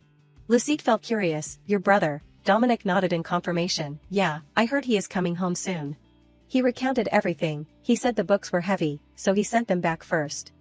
They are all history books. Her eyes immediately lit up, history books, did your brother study history? Dominic sighed and confirmed, yeah, that is right. He talks so much about it that it makes my head hurt. Other than the story about the witch, it is not interesting at all. Lucide was surprised and understood, it is that kind of story. He said what he knew, how should I say it, witches are a special existence. They can't be killed by weapons like guns or knives. They use powerful magic but can't enter a house without permission. His expression was very calm, they take people's souls in exchange for magic. Lucide's eyes lit up, then what else, is there a more interesting story, about the last witch, for example? This scene made Dominic not want to face it, no, I do not know. I only heard vaguely. Lucide sighed and blamed, what, you do not know anything important at all. He immediately turned his face away, if you are so curious, why do not you ask your best friend, doesn't he know everything? She was surprised, are you talking about Lev? My best friend, you know him too, why are you talking so coldly? Dominic turned to judge, acquaintance relationship. He would not consider me as his friend. When you are with him, do not you see that he does not bother with me? Lucide was about to explain, doesn't bother with you, Lev is not that kind of person. He continued, enough already. I am not so insensitive that I do not notice it. She seemed to realize something, similar things also happened with assistant Johan. For some reason, he keeps being misunderstood. She was still thinking, Lev is not such a mean boy. On the other side, Aurelio threw his umbrella to the ground. He walked and muttered, I do not want to let you go, but I can't keep you either. He did not even use an umbrella, only I can be by Luce's side. His expression was very calm, I must be by your side. The teacher's voice rang out, now, today's lesson we will learn about painkillers. This place is Rodante Castle. She seriously taught, painkillers are divided into two types, antipyretic painkillers, which help reduce fever, and anti-inflammatory painkillers, which help eliminate inflammation. At the same time, she searched through the book, regarding the detailed content, please refer to the book when you have time. Lucide felt confused, it has been a week since I started learning. The learning format has always been like this. The teacher does not want to teach me. She immediately asked, yes, madam, I want to know the reason why side effects occur. She sighed and continued to announce, even if you do not know that, it won't affect your business. Just give the crying children a piece of candy and it will be fine. These words suddenly made Lucette silent. She decided to speak. Madam, I am not learning pharmacy to make money. Her expression gradually became determined. I am asking because I am really curious and want to know. If you know the answer, please tell me the correct answer. The teacher was surprised to hear this. You really want to become a pharmacist? Lucette nodded in confirmation. Yes, I really want to learn how to cure people. She seemed to understand something, so that is it. Then she adjusted her sleeves. I do not understand why you want to follow such a difficult path. Suddenly the teacher remembered the past, but a long time ago, the image of a blonde woman appeared, was asked to treat a skin disease for a lady. She did her job well, and within a month, I successfully treated her, a treatment that the responsible pharmacist had failed. Bad things have happened, but the price to pay for healing was terrible. Others always criticized the teacher. She must be a witch, she clearly used magic. At that time, she felt extremely desperate. Returning to reality, the teacher was sad. Compared to the old days, now pharmacists are still treated with contempt. She knew the path Lucette had to face. To humans, treating illnesses with medicine is no different from a strange magic. She said her thoughts. You would not want to be considered a witch and be treated unfairly, right? I just want to protect Lucette. I did not expect to say this so soon. Perhaps the teacher did not mean anything else. If you have understood what I said, then it is okay if you do not come to class from the next lesson. Lucette thought to herself, so that is it. That is why she has been treating me coldly until now. Looking at that scar, I can understand her attitude towards me during the past time. She suddenly felt sad for her. Lucette immediately asked, but what if I still want to continue listening to lectures? The teacher was surprised. Don't you understand what I mean? She nodded in confirmation. I understand, but even if that happens, I still want to continue learning pharmacology. Actually, a friend who is very important to me has a rare disease. She remembered Aurelio's expression. I want to cure that friend's illness. Her face became radiant, and I also know, pharmacology is not dangerous. The teacher on the side listened silently. We should never give up the ability to save people. She then laughed. You remind me of the first time I started this job. Then the teacher reminded, I am a very strict teacher, so you have to prepare yourself mentally in the future. Lucette nodded understandingly. It is okay, that is also what I want. She suddenly felt relieved. Please help me in the future, madam. Then Johann opened the door. Lucette, did the lesson go well? He ran in. Today's class seems full of life. Lucette then called out, Mr. Assistant. She happily recounted, that is right, I feel like the class has only just officially started. I also feel like I have become closer to my teacher. He felt relieved. That is such a relief. His face was overjoyed. I am looking forward to your growth in the future. Lucette nodded. I will try my best, but... Johann comforted. It is okay, you do not need to feel too pressured. Actually, most people are afraid of studying pharmacy. He was very happy. As long as you do not give up halfway, I am grateful enough. Suddenly Lucette asked, people are afraid of pharmacology because of magic, is not it? He sighed and nodded in confirmation. That is right, because people thought pharmacology was the heritage of witches. But both the Lord and I will not believe in such superstitious things. Johann remembered Aurelio's face. We value nurturing talents very much. His voice rang out. Not long ago, leprosy was spread to the neighboring duchy of Peter. I heard that many people have died. Speaking to this point, Johann sighed. That is an event that made us once again realize the importance of pharmacology. But he still felt excited. So Lucette, please try your best to prepare for any unexpected situation. I trust you. Lucette laughed awkwardly. Aren't you putting too much pressure on me? Time has shifted to the evening, Lucette complained. Today was really busy. She looked at the books on the table. In just one day, the number of books I need to read has increased so much. Her expression was a little tired. Should I be happy, or should I be sad? Lucette glanced outside. It seems that prejudice against magic here is very strong. She thought to herself, the people here really have a bad feeling about magic. Lucette sensed something. Clearly the witches have all disappeared from before, right? Thinking about this made her head hurt. She immediately put the book down on the table. I won't think about it anymore. The important thing is that there are no more witches now. Her face became radiant. I am living in an era that has nothing to do with principles. Lucette quickly lay down under the bed. She said to herself, all I need to do is eat and live comfortably. Don't worry unnecessarily anymore. Lucette did not know that Radnam was secretly observing outside. He smiled in surprise. It seems like there is some misunderstanding here. His expression was strange, because it is quite interesting. I will leave her alone for a while. On a cold snowy day, Vincent complained, it is so cold. I still have to work on days like this. The kid sighed and wondered, how long is Dad going to make me deliver letters? The kid walked and searched, who would send letters to a remote village like this? Vincent quickly recognized a letter. Let us see, next is. The kid picked it up and examined it. The envelope looked so expensive. His expression was a little confused. Count Menelik. Vincent wondered to himself, why would a nobleman of this level write a letter to our village? His eyes widened. The recipient is Lucite's mother. Realizing something was wrong, the kid was startled. How could a woman living in the countryside receive a letter from a noble family? Wait, does not that mean Luce is also the daughter of a count? Vincent said to himself, there is no way. Next, he opened the letter to examine it. Seeing that there was nothing inside made him uncomfortable. What, there is nothing at all? How boring. Then Vincent threw this letter to the ground. That is right, if Luce was really a noble, there is no way she would be in a rural village like this. The kid sighed and complained, how disappointing. Right at this moment, someone approached the letter. Radnam quickly picked up the letter in his hand. His expression was a little calm. Look, he brazenly threw away a letter that has an owner. What a hot-tempered kid. He smiled and said, of course, I am very grateful to you too. Next, Radnam burned this letter. I should still let everyone enjoy peace for a little longer. Sooner or later the truth will be revealed. On the other side, Lucide asked, it is snowing so much, should I sleep at your house and then go home? Aurelio quickly reminded, your mom will worry. You promised your mom already. She suddenly felt worried. I do not know why mom is like this these days. She has been controlling me more and more lately. He approached and announced, tell your mom not to worry too much.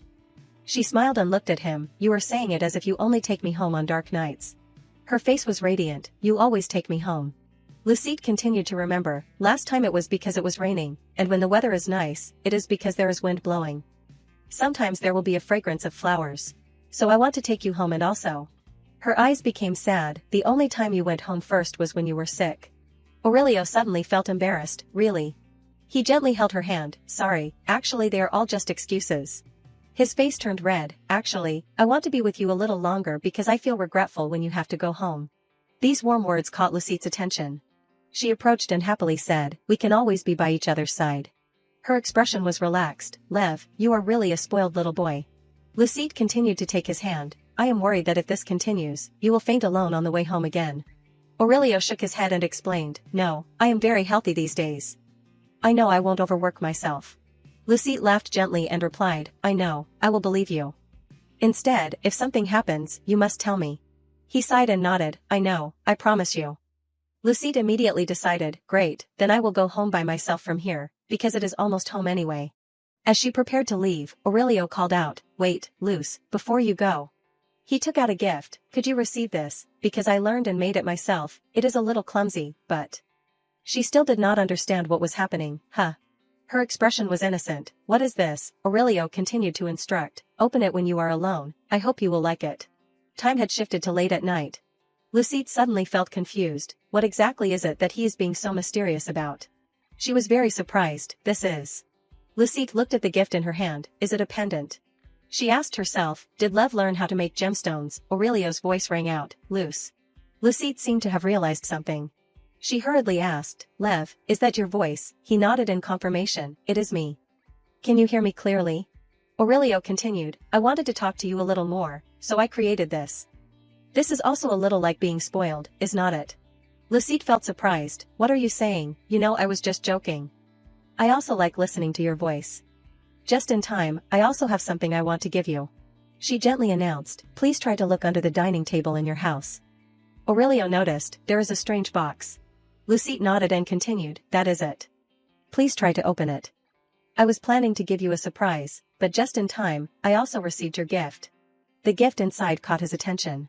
Lucide's warm voice rang out, I created it using the knowledge I learned in class. Although it is not as good as your medicine, it will also be helpful to you. He felt confused, when did you do all this? Lucide calmly explained, I did it in my free time, and also while practicing. She added a few words, by the way, remember to read the note, because I have already written down how to use the medicine. Her voice rang out, people say that using medicine for the right purpose is very important, do you understand? Aurelio replied, thank you, Luce. I feel like I have received a much bigger gift. He turned to look at his vial of medicine, come to think of it, what was the original purpose of the medicine that you drank? Suddenly Aurelio remembered, Radnam only said it was a type of medicine suitable for my condition, but he never told me why I was sick. Thinking about this made his head throb. Seeing him strange made Lucide worry, Lev, what is wrong, is something wrong? He hurriedly shook his head. I am fine. Don't worry. Then Aurelio drank this vial of medicine. What is wrong? Every time I think about that medicine, my head hurts like it is about to explode. Seeing him not move made Lucide afraid. Why are you suddenly silent? Don't tell me you fainted again. Answer me, Lev. Time had passed to the next day, Rodante Castle. Lucide did her homework while sighing. She still felt something to worry about. Lev, is he going to be okay? Then she quickly opened the book to examine it. Returning to last night, Aurelio said, Sorry, Luce. You must have been very worried. Lucide was confused. What is wrong? Are you hurting somewhere again? He hurriedly explained, I slipped and fell. She felt confused to hear that. What? Lucide immediately blamed, Lev, you idiot, you scared me to death. I thought you fainted again, so I was always nervous. She sighed. Although Lev was a little clumsy at first, the more time passes, the more uneasy I feel leaving him alone. She thought, next time I have to make more ointment. I have to make as much preventive medicine for him as possible. Lucide suddenly fell silent for a moment. She continued to study. All right, he said he is fine, so I should worry less. Lev is not a child either. A strange sound rang out, catching her attention. Lucide curiously glanced outside. Is that the sound of fencing? She quickly went out to examine it. Be a little gentler. Johann was still teaching. Raise your shoulder a little, relax. Lucide was surprised to realize, so it is a swordsmanship class. Her expression changed to curiosity. Lev is learning swordsmanship. She happily said, that is great. He has finally been assigned a teacher. The assistant must have worked very hard. Suddenly Lucide worried, is it going to be okay? He does not seem to be in a very good mood today. What if he is overworking himself? After some time, Aurelio smiled. Overworking, not at all. I was wondering why you ran here in such a hurry. He turned to look at Lucide. Thank you for worrying about me, Luce. But I am really okay. She breathed a sigh of relief. That is a relief. Because it is the first lesson, I thought you were overworking. He felt surprised. The first lesson. The man before her caught her attention. Isn't this your swordsmanship teacher? Lucide continued to comment. I saw you two coordinating very well earlier. It was very cool. You are already very skilled. Aurelio was still about to say something more. Thank you for the compliment, but... He was a little embarrassed. This person is not my swordsmanship teacher. Lucide was surprised. Really? Then who is he? Aurelio turned to announce. Let me introduce you. He is a knight close to the Lord. Franz smiled and introduced himself. My name is Franz. You are Lucide, right? I have heard about you from the Lord. You are both very outstanding children. I heard that a boy wanted to learn swordsmanship. So I came to take a look, and I saw that he has good strength. Lucide shook her head and said, You are too kind. I am just a beginner. He laughed in surprise. You are really humble. Have you really never held a sword before? That posture is clearly. Johann's voice rang out, Sir Franz. Johann quickly ran over. I have been looking for you. So you are here. Franz turned his head curiously. Johann, what is wrong? He continued to announce, The Lord is looking for you. Franz nodded to hear that. The Lord, I know, I will go right away. Johann smiled and looked at the two. So you were with you too? Sorry, but I will take the night away. Lucide shook her head. What, if it is the Lord's business, then of course. Franz waved to both of them, then Lavina's, next time let us face off in a more proper way. See you later, you two. Lucide also understood. Yes, see you later, Mr. Franz. Then he asked, Johann, do we need to teach the daughter of a noble family? Johann did not understand. What do you mean? Franz continued to tell, what I mean is Lavina's, it seems like he has been trained in advanced swordsmanship. This made Johann suspicious. What do you mean? That boy is an orphan. His expression became serious. No way, just with a few touches of the sword, it is enough for me to be sure. He guessed something. He was trained in swordsmanship by the royal family. Johann found it hard to believe. Franz continued to say his thoughts. Even if he is not good at swordsmanship, he is not simply the son of a duke. He is definitely not an ordinary child. On the other side, Lucide probed. Lev, Mr. Franz praised you a lot just now. Have you ever learned swordsmanship? Aurelio explained. Just now, I was just performing basic movements. He added, today Mr. Franz supported me a lot. She nodded. So that is it. Her face was radiant. Even so, in my opinion, you also have a talent for swordsmanship. He also felt happy. I know, next time if I meet him again, I will ask him to teach me more. Aurelio's expression became strange. He remembered the past. That night, when responding to my sword, he deliberately used more strength. Because I was so flustered, I responded according to what I had learned in the royal palace. His palm clenched tightly. Hopefully, I won't have to face him again. Right at this moment, Lucette quickly examined her hair. Aurelio approached. It seems like that is right, this place is a little messy. Please turn around, I will untangle it for you. Lucette nodded, thank you. She happily said, you are really kind. I can do it myself. She did not forget to tease, you are always clumsy in your own things. Aurelio became stunned, me. Lucette continued, then who was it who fell while talking to me yesterday? He was startled in surprise, it was a technical error. Aurelio glanced in another direction, it is so embarrassing, please forget about it. He thought to himself, the royal family is watching my every move. Aurelio did not want to involve Lucette, through that wizard, I do not want even you to be in danger. At this time, she also slowly spoke, you know, Lev, you clearly said that you are okay, but to be honest, I am still very worried about you. She turned to instruct, so, if something happens to you, you must let me think of a way with you, understand? He seriously nodded in confirmation. Aurelio remembered the first day they met, Luce, although you do not know at all. His heart fluttered, but I have relied on you a lot already. He was extremely moved, you are the one who illuminated my life from the first day we met. Lucette laughed when she heard this, what, how embarrassing. If you say that, I do not know what to say. Aurelio quickly explained, I want to tell you how much you have comforted my soul. He asked himself, will I be able to tell Luce the whole truth someday? But then quickly comforted, no, that day will not come. But then, Lucette felt confused, why are you suddenly smiling, that is very suspicious. Aurelio hurriedly shook his head, it is nothing.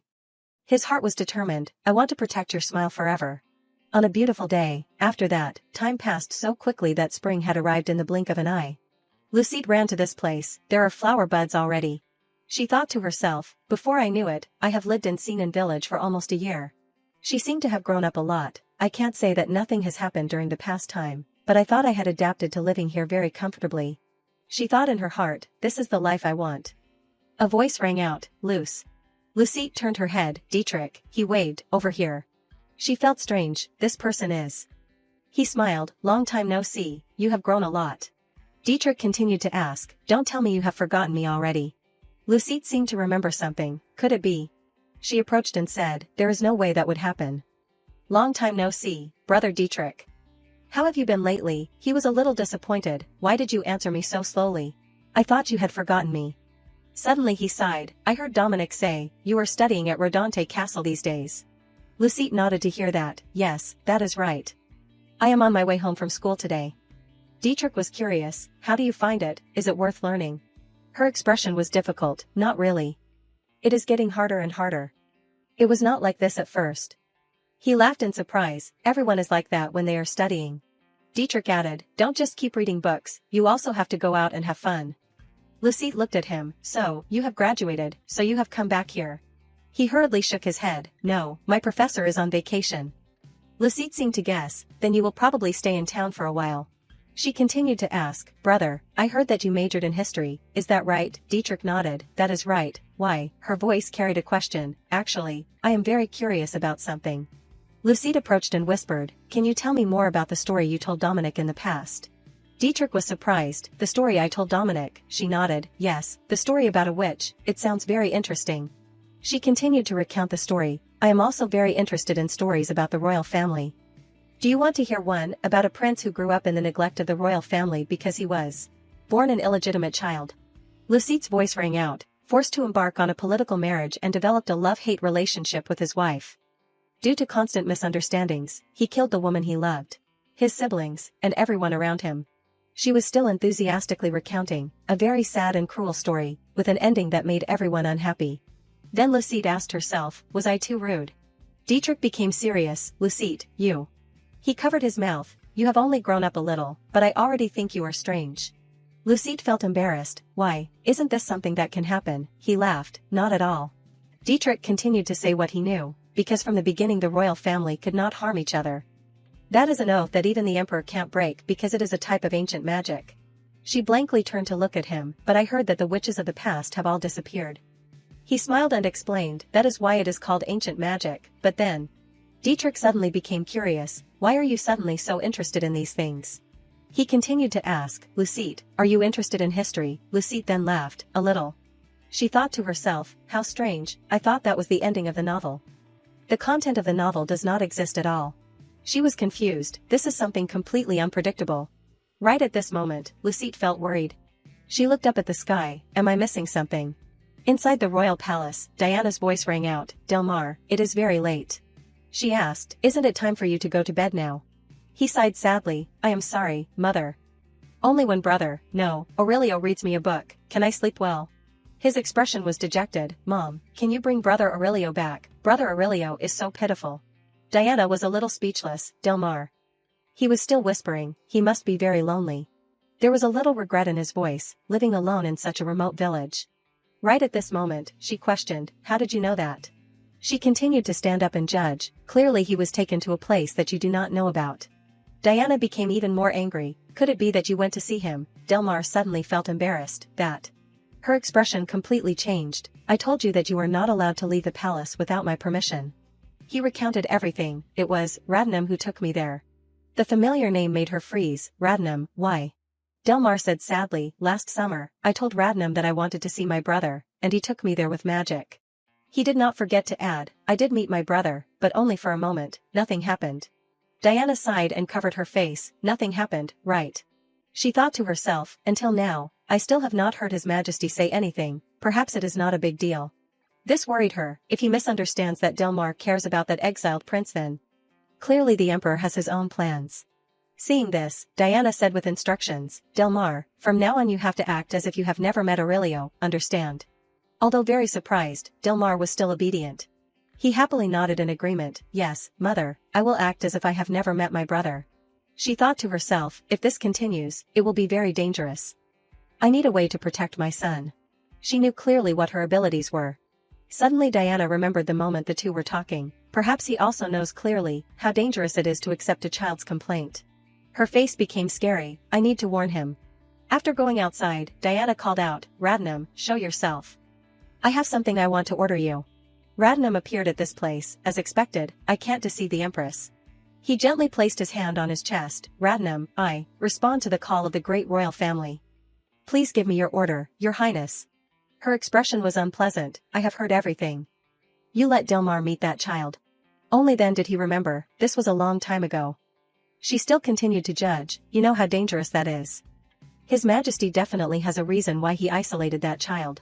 Diana turned to her mind, if you are negligent and make His Majesty unhappy then. He seriously nodded, yes, I was too careless. I will pay attention. Does your highness have any other instructions for me? She asked, I have a question. It seemed she felt doubtful, how did His Majesty hear the prophecy that made him exile Aurelio? Radnam quickly explained, I am sorry, I cannot say that. Because the prophecy is a promise between the people who made the pact. Diana was surprised, a promise. She looked up ahead, so, the prophecy, you can only hear things about yourself. He laughed and looked at Diana, what are you curious about, your highness? She continued to recount, Delmar, I am worried about whether my son will incur His Majesty's wrath. I completely understand your highness's worries for His Highness. Radnam gently bowed, of course, that is not difficult, but then. His slow voice rang out, unfortunately, all prophecies have a price. She asked, what do you want, gold, silver, gems, or money?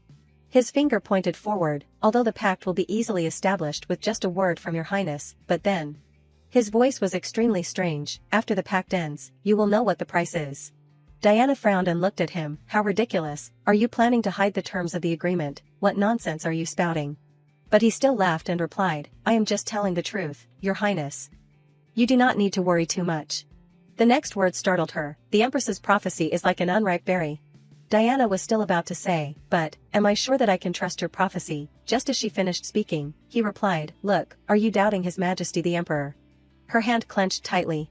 Diana remembered her son, okay, although it is quite annoying, but currently, this is the only way to protect my son. She looked up at him. Then Diana made a decision, alright, let us make a deal. Radnam, tell me the prophecy about Delmar. Radnam calmly stretched out his hand forward, alright, your highness. He suddenly raised both hands into the air. Space in this place showed a change. A golden apple appeared. He held the apple and gave it to Diana, I offer the prophecy to Her Majesty. She ate it without hesitation. A stream of light appeared, catching her attention, this is. The voice rang out, go find it. Continued was the request, go find a fiancé for him. She felt surprised, a fiancé, of Delmar. The scene shifted to Rodante Castle. Lucite felt confused, an academic festival, combined with a music festival. Johann smiled and nodded, that is right, winter has ended now. He excitedly recounted, it is a festival to show off the knowledge that you have accumulated over the past time, along with music. Lucite was very much looking forward to it. It seems like it will be very interesting. He nodded in confirmation, of course, because it is a festival to welcome spring. Johann did not forget to add, of course, there will also be unique highlights. At the same time, he turned to look at the two, for the rest, the Lord will explain it to you. Come in. The big door was opened, greetings, Lord. Rodante stood up to see everyone, our talents of Rodante, please come in. I have been waiting for you. He was very much looking forward to it. You have both heard Johann say it briefly, right? Rodante's first festival will be held soon. Lucite nodded immediately after hearing this, yes, we heard. An event called Music Night and Academic Festival, right? Rodante continued to recount, this is a science festival to honor the research achievements that have been achieved throughout the winter, and also a music festival to celebrate the new year. His eyes lit up slightly, last night, I finished the new song for this music festival, and I also sent out invitations to the entire empire, so many distinguished guests will come. He felt happy, what do you think, are you excited? Lucite was a little stunned, the highlight is that. Suddenly Rodante turned his head, so I have something I want to ask you. He quickly asked, what do you two think about participating in the academic festival? Lucite was surprised, you want us to speak, he nodded, that is right. There is nothing to worry about, just be gentle. Johann continued to instruct, there is nothing to feel pressured about, so just think about it comfortably. I think it will become a good experience for you. Although very confused, she still nodded in agreement, yes. She quickly stepped outside, I will try to talk to Lev. But Lucite desperately held her head, speak, I can't imagine it at all. What should I do? Aurelio reminded, so you were planning to prepare for that, he said not to put too much pressure. She sighed, it is easy to say, but how can that be? Furthermore, we are in a position to receive support from the Lord. He was about to say something, so that is it. She seemed to understand, don't worry, you do not have to participate either.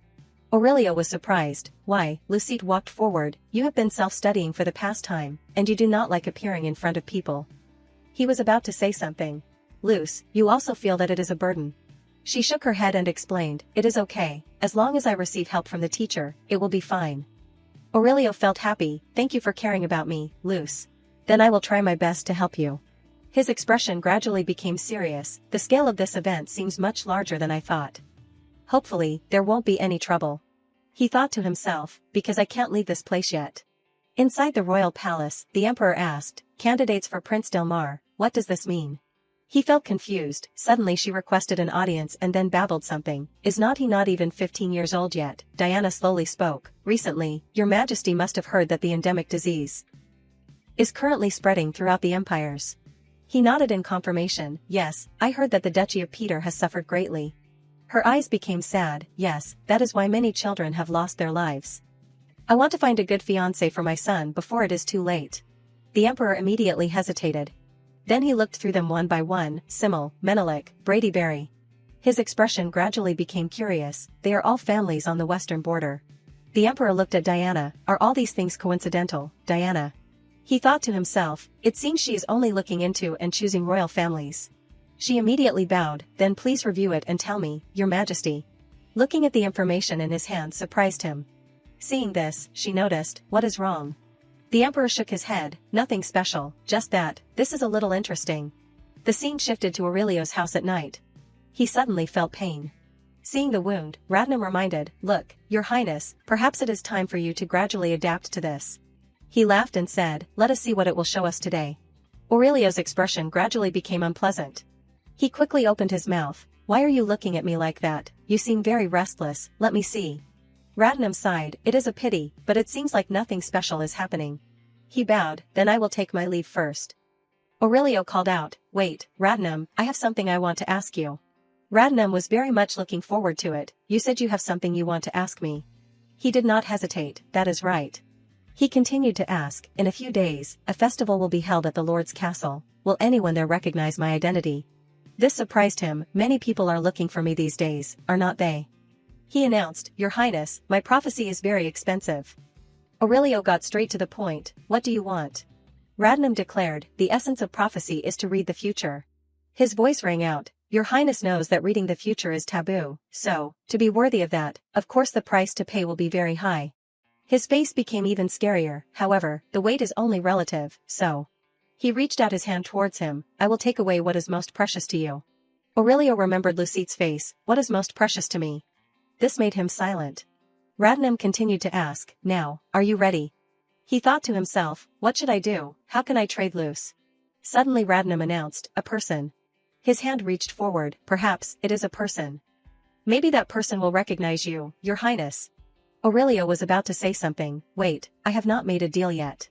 He immediately comforted, don't worry too much, this is not a prophecy, but just my guess. Aurelio looked at him coldly. You are helping me, Radnam said, just consider it an investment. At the same time, he immediately disappeared. Then, I wish you a good time. Aurelio sighed. What investment? He thought to himself, what nonsense is he talking about? Then Lucide complained, I am so tired, it has been several days. He was surprised. Are you okay, Luce? You look so tired. Lucide walked and said, don't even mention it, the teacher said this is a good opportunity, and I am burning with determination. She sadly cried, after the academic festival ends, I want to sleep really well. He immediately cheered, please try a little harder. Lucide turned to look at him. By the way, Lev, the academic festival, you are not participating, but you will come, right? Aurelio suddenly felt confused. Why are you asking like that? He sighed and turned away. Anyway, I am forced to go, right? Her face became radiant. Please think comfortably. No, those two also told us to decide comfortably. You won't be forced, right, but then. She approached and probed, could it be that you feel uneasy because of your eye color? These words made Aurelio freeze. She sighed and continued to walk. I wonder if it is because others care about it that you are like this, you have encountered trouble because of that before. He quickly shook his head. No, Luce. You told me that, it is all superstition. Lucide stood still. That is right, that is really right. She put her hand on his forehead. You must not forget what I said at that time, understand? A bright smile appeared, because your eyes are the most beautiful eyes in the world. This moment made Aurelio's heart freeze. He gently announced, Luce, I will go to the academic festival. She was surprised. Really, will you be okay? Aurelio nodded. If I am with you, then I will be okay. He thought to himself, that is right, I do not need to be afraid of anything, because being with Luce is more important to me than anything. And Aurelio continued to announce, the academic festival, it will probably be very interesting. Whatever is hindering, he decided, just need to deal with them all. The scene had shifted to the Simmel Palace. This place was a luxurious and solemn place. Simmel worriedly called out, daughter. Aloise kept crying, what should I do, mother, why am I caught up in this? She sadly sighed, why did they choose me to be a candidate for the prince? I have always lived a quiet life. She gently comforted, don't worry too much, you are still just a candidate. Aloise hugged Simmel, but I am so scared. She hurriedly begged, I do not want to become the empress, mother, please remove me from the list of candidates for the position of the prince's consort. She suddenly felt helpless. Aloise, I understand your feelings, but how can we refuse the royal order? Aloise held her tightly. Isn't death when resisting the royal order, and death when going against His Majesty's will, the same? Aloise's sad voice rang out, those who have conflicts with His Majesty, whether little or much, all have the same ending. She did not know what to do. One is to die, two is to disappear forever. Simmel seriously reminded, you must not say such words again. We still have time, so let us think of a way slowly. She gently instructed, daughter, I will solve the matters in the palace for you at all costs. Aloise found it hard to believe, really. She looked up, even if I do not go to the royal palace, it will be okay. Simmel smiled gently, of course. She gently announced, just rest assured and trust in your mother. She continued to say, so, do not worry anymore, and let us go out and play. Aloise was surprised, go out. Simmel nodded and recounted, that is right, I just received an invitation about a small festival being held in a rural village in the suburbs. She wiped her tears, but they said that candidates for the position of the prince's consort should limit going out, mother. She gently added, just disguise yourself, no one will recognize you if you dress differently. Aloise was still worried, I have never done this before, will I be able to do it well? Simmel nodded in agreement, of course. My daughter, no matter how you dress. It will be very suitable. You sound like you are also looking forward to it, it will definitely be a fun time. The scene shifted to Lucide's house. Chelsea looked at the letter in her hand, what nonsense is this finally saying? The content was very clear, Ms. Chelsea, this is the last time I request you through letters, I will give you a sum of money that you desire, so please hand over your daughter to us. She felt confused. This time is the last time, but this is the first time this letter has been sent here. Her eyes became sad. Count Menelik. Chelsea silently remembered everything. Until the end, he still has not given up on his suspicions, thinking that I, an ordinary maid, deliberately seduced my husband. My husband, he felt disappointed because of this, so he took me away from the Count's house. Bad things have happened, until now I still can't accept that it was his evil children who took my husband's life. She clenched the letter in her hand. Her expression became even more angry. Killing my husband is still not enough, now you are craving my daughter too. Suddenly Lucette called out, Mom. She happily announced, I am going out now. Where are you planning to go? Chelsea stood up. Is something good happening? Lucette recounted, I am going to Rodante Castle, because the academic festival is coming up, so I need to complete the materials for the final speech. She was a little surprised. Is that so? That is why you have been so tired these days, right? Her mood dropped. To be honest, it is quite tiring, but there is not much left, so I will try to work a little harder to finish. She sighed and comforted, that is really commendable. Okay, I believe my daughter will do well. Chelsea instructed, also, you must not follow strangers, understand? Lucette happily ran away. Don't worry too much, I am whose daughter? She worried in her heart, don't come back too late, and remember to watch out for carriages, dear. Chelsea sadly sighed, be careful not to get hurt.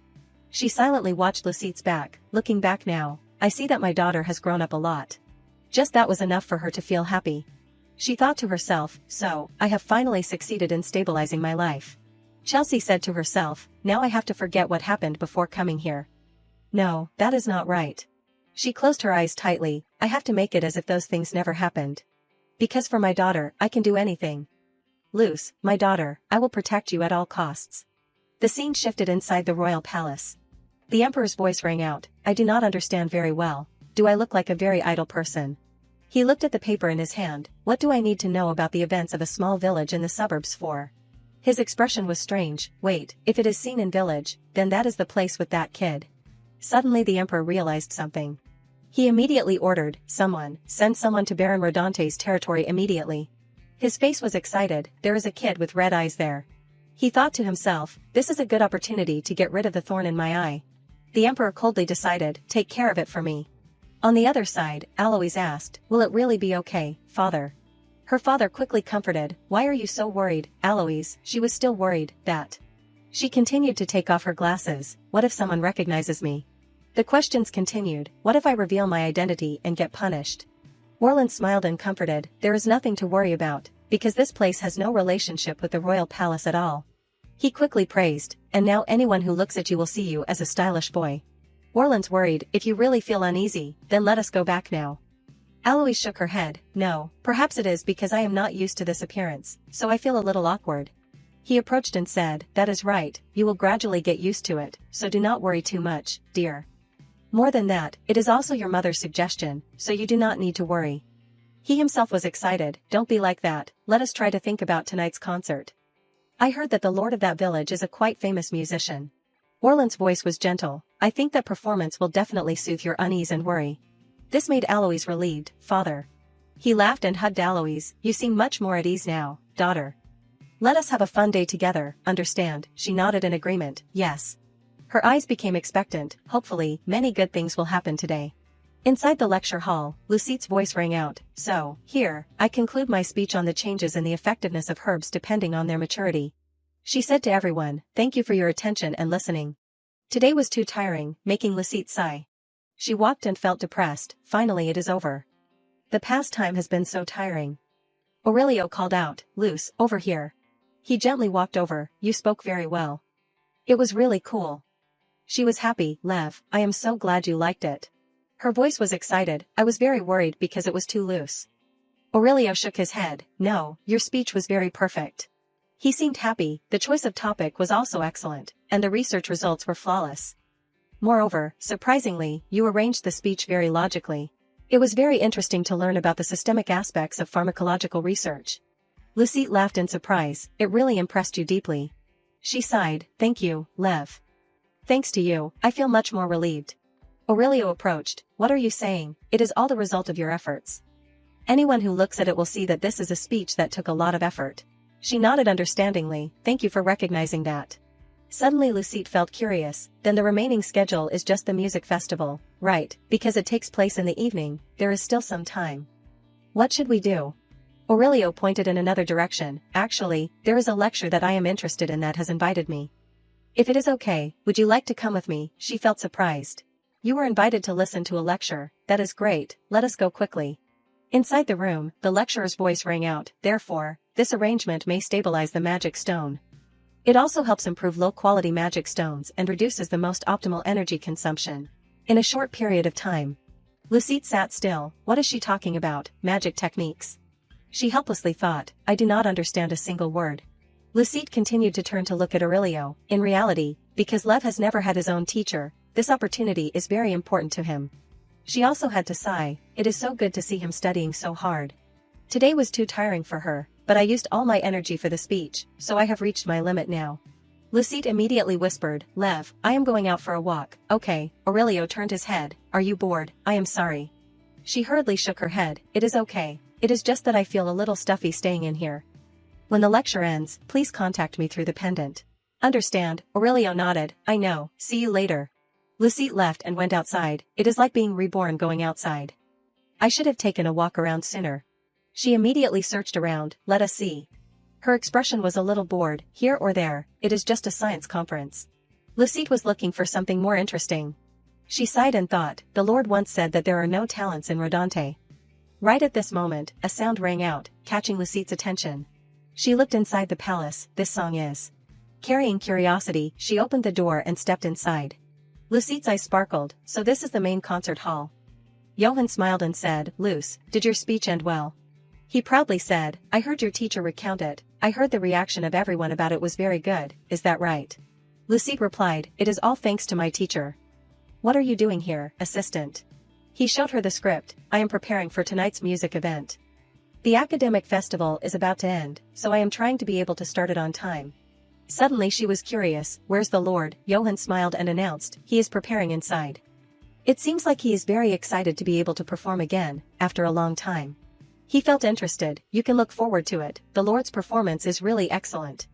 Lucette was looking forward to it. I am really curious how it will be.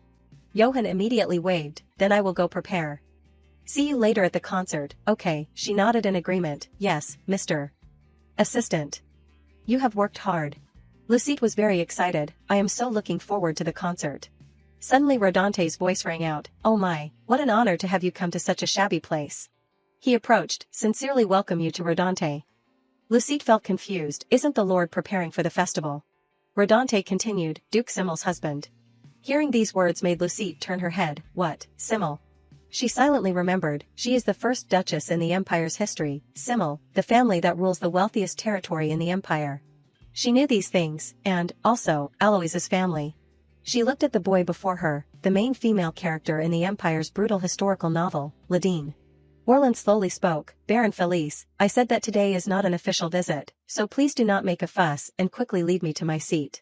Rodante bowed to hear that. Yes, sorry, sir, I will guide you to the quietest seat. Lucette's expression became worried. Oh my god. She hurriedly hid to one side. Why is the Simmel family here? She thought to herself, of course, even if the original work ends, my family can still exist, but then. Lucette sighed, why do I suddenly have a bad feeling? She sat still in one place, feeling very bored. Right at this moment, Radnam stepped forward. Oh my, this young lady. He smiled and said, the festival is in full swing, but why are you in this place alone? His expression was strange. It will be very dangerous if you are alone in such a remote place like this. Seeing this, Lucette was stunned. She immediately stood up, because I have a few things I need to think about alone for a moment. I am about to go back now. Lucette was also concerned. What about you? It is just as dangerous for adults to be alone. Radnam laughed and shook his head. It is okay, I feel very comfortable when I am alone. His eyes were a little strange. I do not like interacting with other people very much. Realizing that the eyes caught her attention, red eyes, this person must have also struggled a lot. Lucette smiled brightly, those are just superstitions, so I do not believe them. She did not forget to explain, my friend also has red eyes, but he is very kind. Lucette continued to search in her bag. Oh, that is right, I have to contact him. Radnam guessed something. You must have come to the festival today with that friend. She looked up at him. Yes, that is right. Aren't you coming with your friends?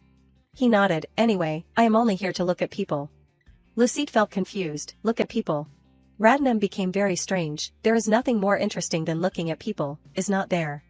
She was still young. People are things to look at, he suddenly spoke, imagining it is also interesting, right, think about it. Radnam's voice rang out, there is no one in this world who does not desire anything. He remembered Delmar, desiring to eat well, to be happy. Then Diana, to have power, or even to be safe. And finally Aurelio, sometimes having too much ambition will ruin yourself. Speaking to this point, Radnam laughed, how interesting it is to see humans gradually swallowed by their own ambitions. His face was scary, no matter how many times I watch it, I never get tired of it. This scene startled Lucette.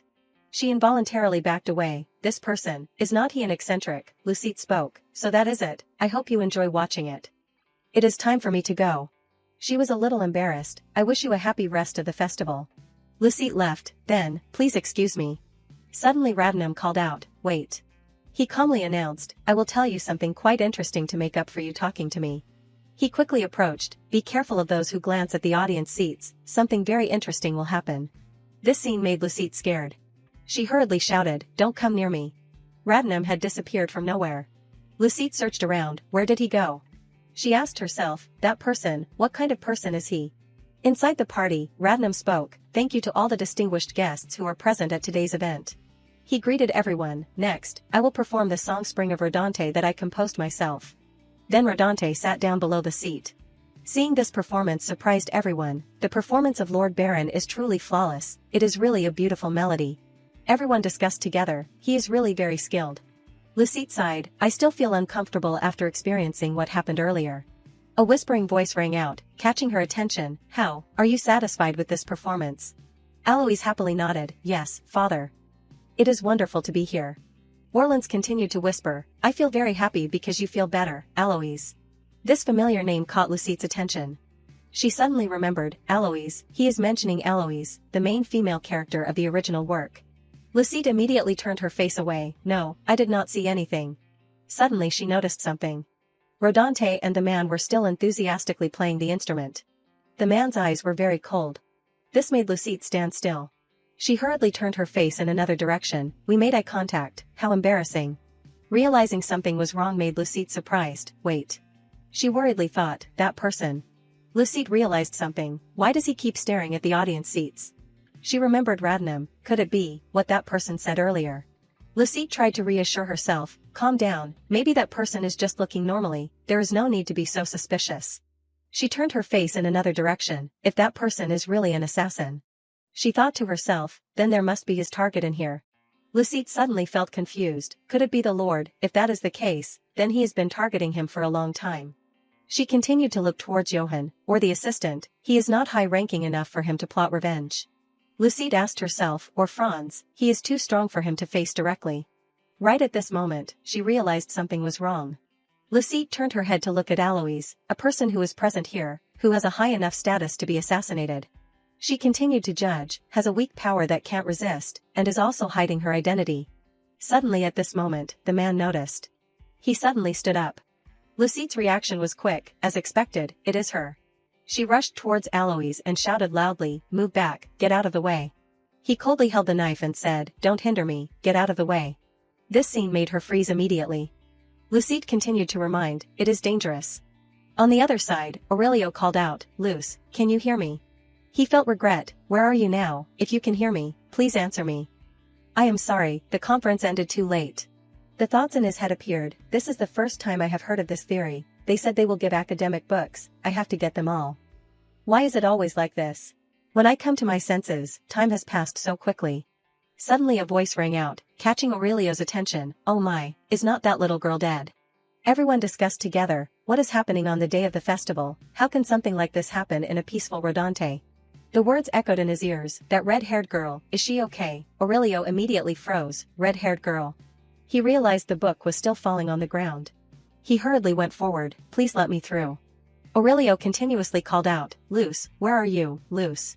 The sounds of crying made Aurelio freeze. He realized Alois was constantly muttering, what should I do? She immediately begged, please call a doctor right away. Seeing Lucette in danger made him freeze. She was still hugging Lucette, we have to take her away right now. Aurelio approached and reminded, get out of the way. His expression was very cold, don't touch this person. This scene made Aurelio startled and pay attention. I am sorry. She gently comforted, Lev, please calm down, he did not do anything wrong. A bright smile appeared on her face. I am okay, so do not blame him. Aurelio was very helpless, loose. He took Lucide's hand. I am sorry, I suddenly felt very scared, I was afraid that you were injured. She nodded understandingly. I know, you must have been very scared, right? She did not forget to say, I am sorry for making you worry. Orleans quickly ran over. Daughter, Alois hurriedly shouted, Father. He put a coat on her. There has been too much commotion, let us leave here quickly before this gets worse. Aurelio could not take it anymore. Hey. His expression was completely angry. This is a dangerous situation that could kill someone. Do not you have anything to say before leaving?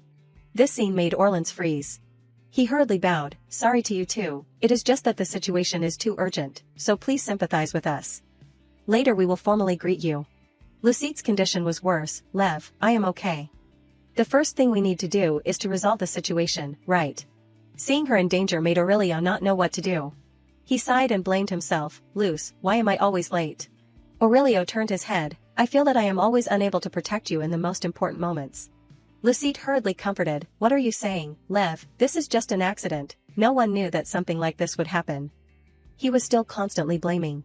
Luce always appears in the moments when I need you the most. His voice was a little helpless, but I can't protect you. Aurelio hugged Lucide. I should have constantly watched over and protected you. She was still trying to speak. Lev. She was not angry at him, just you saying that is enough to make me feel at ease. Lucide felt relieved. If I was alone here, I would really feel very scared. I am so lucky that you are here. She suddenly suggested, so, can I sleep for a while? Aurelio was startled. Sleep, what are you saying, Luce? Seeing her close her eyes made him freeze. Luce. Realizing something was wrong made Aurelio surprised. Wait, since when has Luce's body been so pale? He called out, Luce, please wake up. His expression gradually changed. This is. Red syrup had stained Aurelio's hand. He spoke in despair. No. Only Aurelio's screams remained. Wake up, Luce. Orleans helplessly said, Sir, this time, the situation. Rodante quickly comforted. It is okay, this is not your fault. He sighed and decided, however, I never thought something like this could happen at the festival. I will definitely clarify the truth. Rodante begged, please give me some time. Orleans was silent for a short time. He sighed, there is no need to do that, please do not dig into this matter further, Baron Felice. This made Rodante very surprised. Huh. He seemed a little helpless. I said that this visit was unofficial. He silently calculated in his head, because the candidate for the position of the prince's consort has been officially banned from going out, I must prioritize protecting Eloise first. Orleans looked up. I hope there will be no more commotion here, I beg you, please keep quiet and let everything pass. Rodante nodded to hear that. I know, if Sir has decided like that, then I will not investigate this matter further, thank you for understanding me. Suddenly he turned his head, but, I still have a question. His expression was curious. Who is this girl? Rodante quickly answered, you are talking about Lucide, she is the girl that we are supporting. Orleans became silent for a short time. He silently remembered, and this girl saved Alois accurately. At that time, Lucide did not hesitate and hugged Alois tightly. His face became sad. I need to keep an eye on this girl more. Rodante felt confused. Huh, what did you say, sir? Orleans immediately shook his head. It is nothing, do not worry about it. Please send me a letter when this girl wakes up. This surprised Rodante. Send a letter, what is wrong? Orleans explained, she is our benefactor, so I want to repay her. Well then, please take care of this girl in the future. Lucide's condition was still bad. Rodante worriedly looked towards her. This case is really difficult. He did not know what to do. For the benefit of the people in the territory, this case should also be concluded here. This is also the Duke's order, so I can't disobey. Aurelio's voice rang out. Lord Baron Felice, I am Lavina's, can I come in for a moment? He nodded understandingly. All right, come in. Aurelio slowly stepped inside. He felt worried. Did Duke's husband just come here? How's the handling of the criminal going? Rodante felt very difficult. That. He recounted. Perhaps there will be no further investigation. Aurelio's expression changed. Huh. He remembered the scene earlier. Sir Lord, Luce almost died, and at this time you are stopping the investigation. Rodante hurriedly comforted. Please calm down, is not Luce still safe and sound? The doctor also said that the wound is not deep. He quickly said, and it seems like the Duke's husband also has his own difficulties. Aurelio seemed to have understood. You mean the Duke stopped the investigation? He clenched his palm tightly. His face was painful. She risked her life to save them. Aurelio blamed himself, but everything can't be clarified. He sighed and bowed his head. Sir Lord, please excuse me, but could you please leave for a moment? Rodante nodded. I know, I will leave right away. He did not forget to add. I am sorry that I could not help anything. Lavinas, please take good care of Luce. Aurelio took the chair next to the hospital bed. He felt uncomfortable, the Duke's husband's own difficulties. No one knew what he was thinking. Aurelio thought to himself, he does not need to know what happens, as long as his daughter is safe and sound. He knew the woman earlier, Eloise Simmel. He remembered, there are rumors spreading to the royal palace that the Simmel's husband and wife love this daughter very much. Aurelio sighed, it seems that it is to protect his daughter. I can't understand it. He was still speaking, no matter what, the culprit also. Lucette then called out, Lev. He hurriedly stood up. Luce, when did you wake up? Are you okay? She smiled. I just woke up. When did you come here? Lucette suddenly remembered. Sorry, you must have been very scared just now. Right, he was very painful. What are you saying, Luce? Why are you apologizing to me? He approached. I am the one who could not do anything, even when you were injured like this.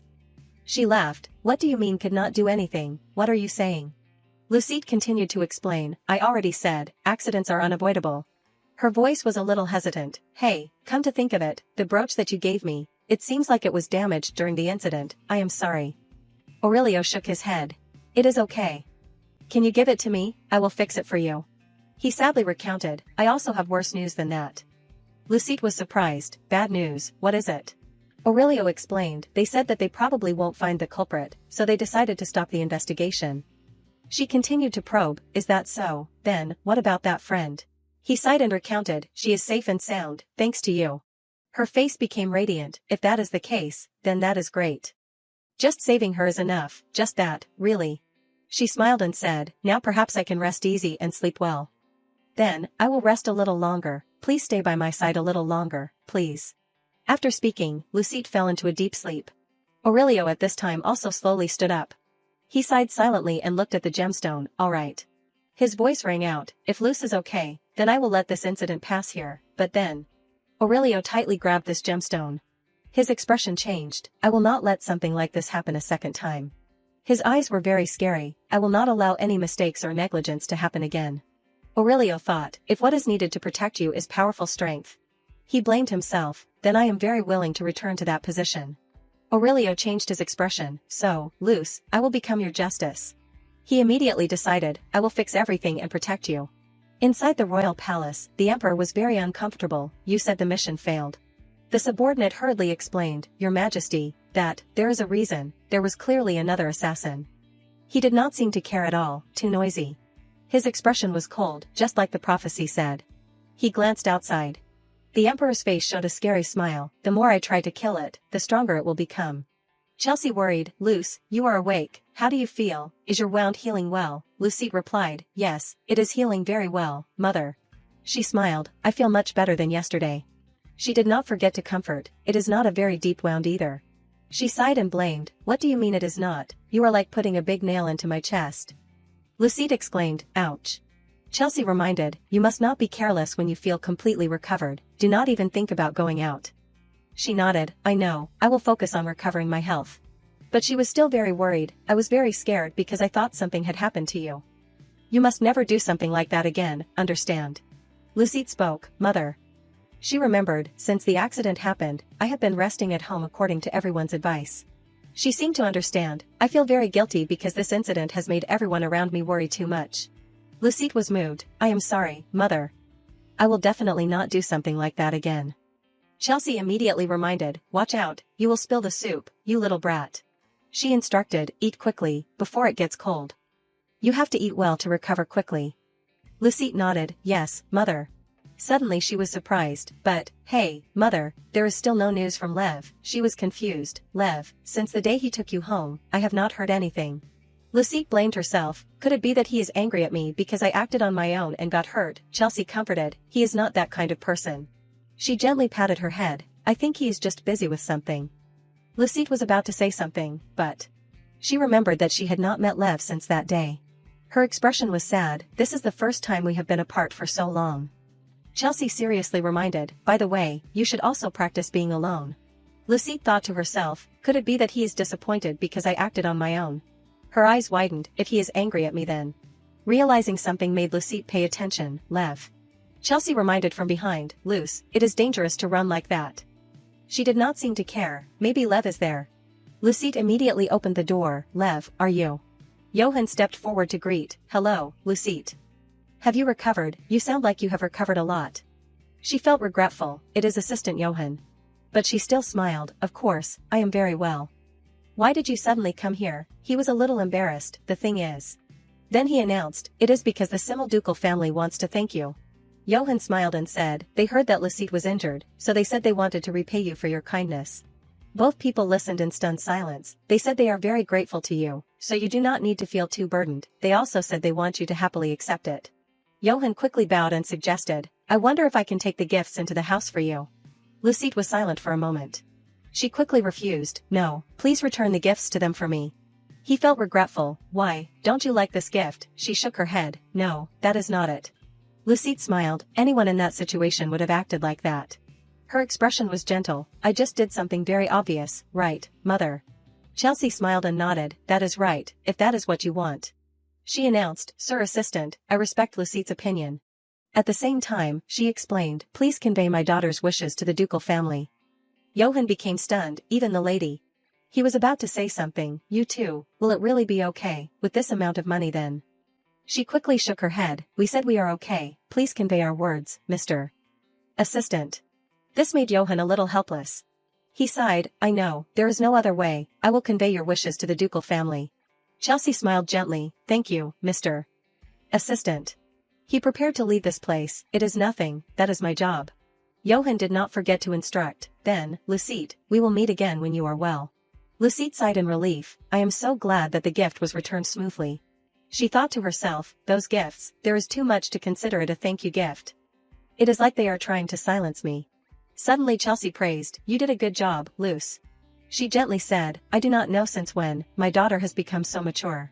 Lucette laughed, what, you always say that, it is that you have to return with what you have received. This surprised her, oh my, even so, you are very commendable. Lucette exclaimed, it is ticklish, mother. She thought to herself, alright, I should not care about external matters anymore, because all the things I want to protect. She returned to the house, are all here? The scene shifted to a spacious mansion. Simmel felt confused, that girl rejected our gift, Orleans nodded, that is right, madam. From what I heard, that girl seems to be a very open and righteous child. He smiled and said, that girl is really a rare child in this era. Her expression became strange, that is why I said, what kind of child is it that almost ruined my plan? Orleans was startled in surprise, what did you just say, madam? Suddenly she suggested, Orleans, can you help me send a letter to Rodante? Her face showed a scary smile, I want to see the face of the benefactor who saved our daughter. On the other side, Lucette complained, mother, I am really okay now. Chelsea smiled and reminded, alright, there are not many customers today, do not worry about the shop, and please rest. She happily explained, but now I am really healthy, mother. My wound is healed, and my health is also better. Seeing her being so stubborn made her helpless. Suddenly she asked, then, when are you planning to meet Lev? Lucette was surprised, why are you suddenly mentioning Lev? Chelsea seemed to have guessed, isn't it that you really want to go meet him? During the long time you were sick, you were always looking forward to him, were not you? She is being gentle. Go see him, I give you permission to go. Lucette was touched. I am sure he misses me a lot too. But then her face flushed red. She ran outside. Then, I will go visit him and come back, okay mom, her mother nodded in agreement. Alright, just do not be too late. Lucette happily nodded. Yes, mom, I will go and come back safely. Chelsea immediately sighed. That girl, running out without even looking back at her mother. But immediately after, she fell silent. She felt uneasy. My daughter is hurt, but I have to keep everything quiet like this. She clenched her palm tightly. But it is best if I do not get involved with the nobility. She blamed herself. If I am just a little careless. Just then, Chelsea turned around. Luce, did you forget something? Suddenly, Friedrich appeared there. Long time no see, Miss Chelsea. How have you been? Seeing him made Chelsea incredibly disbelieving. A smug smile spread across his face. She was incredibly disbelieving. Friedrich, how did you get here? He smiled and chatted. How have you been lately? I sent a letter, but did not get a reply. He extended his hand.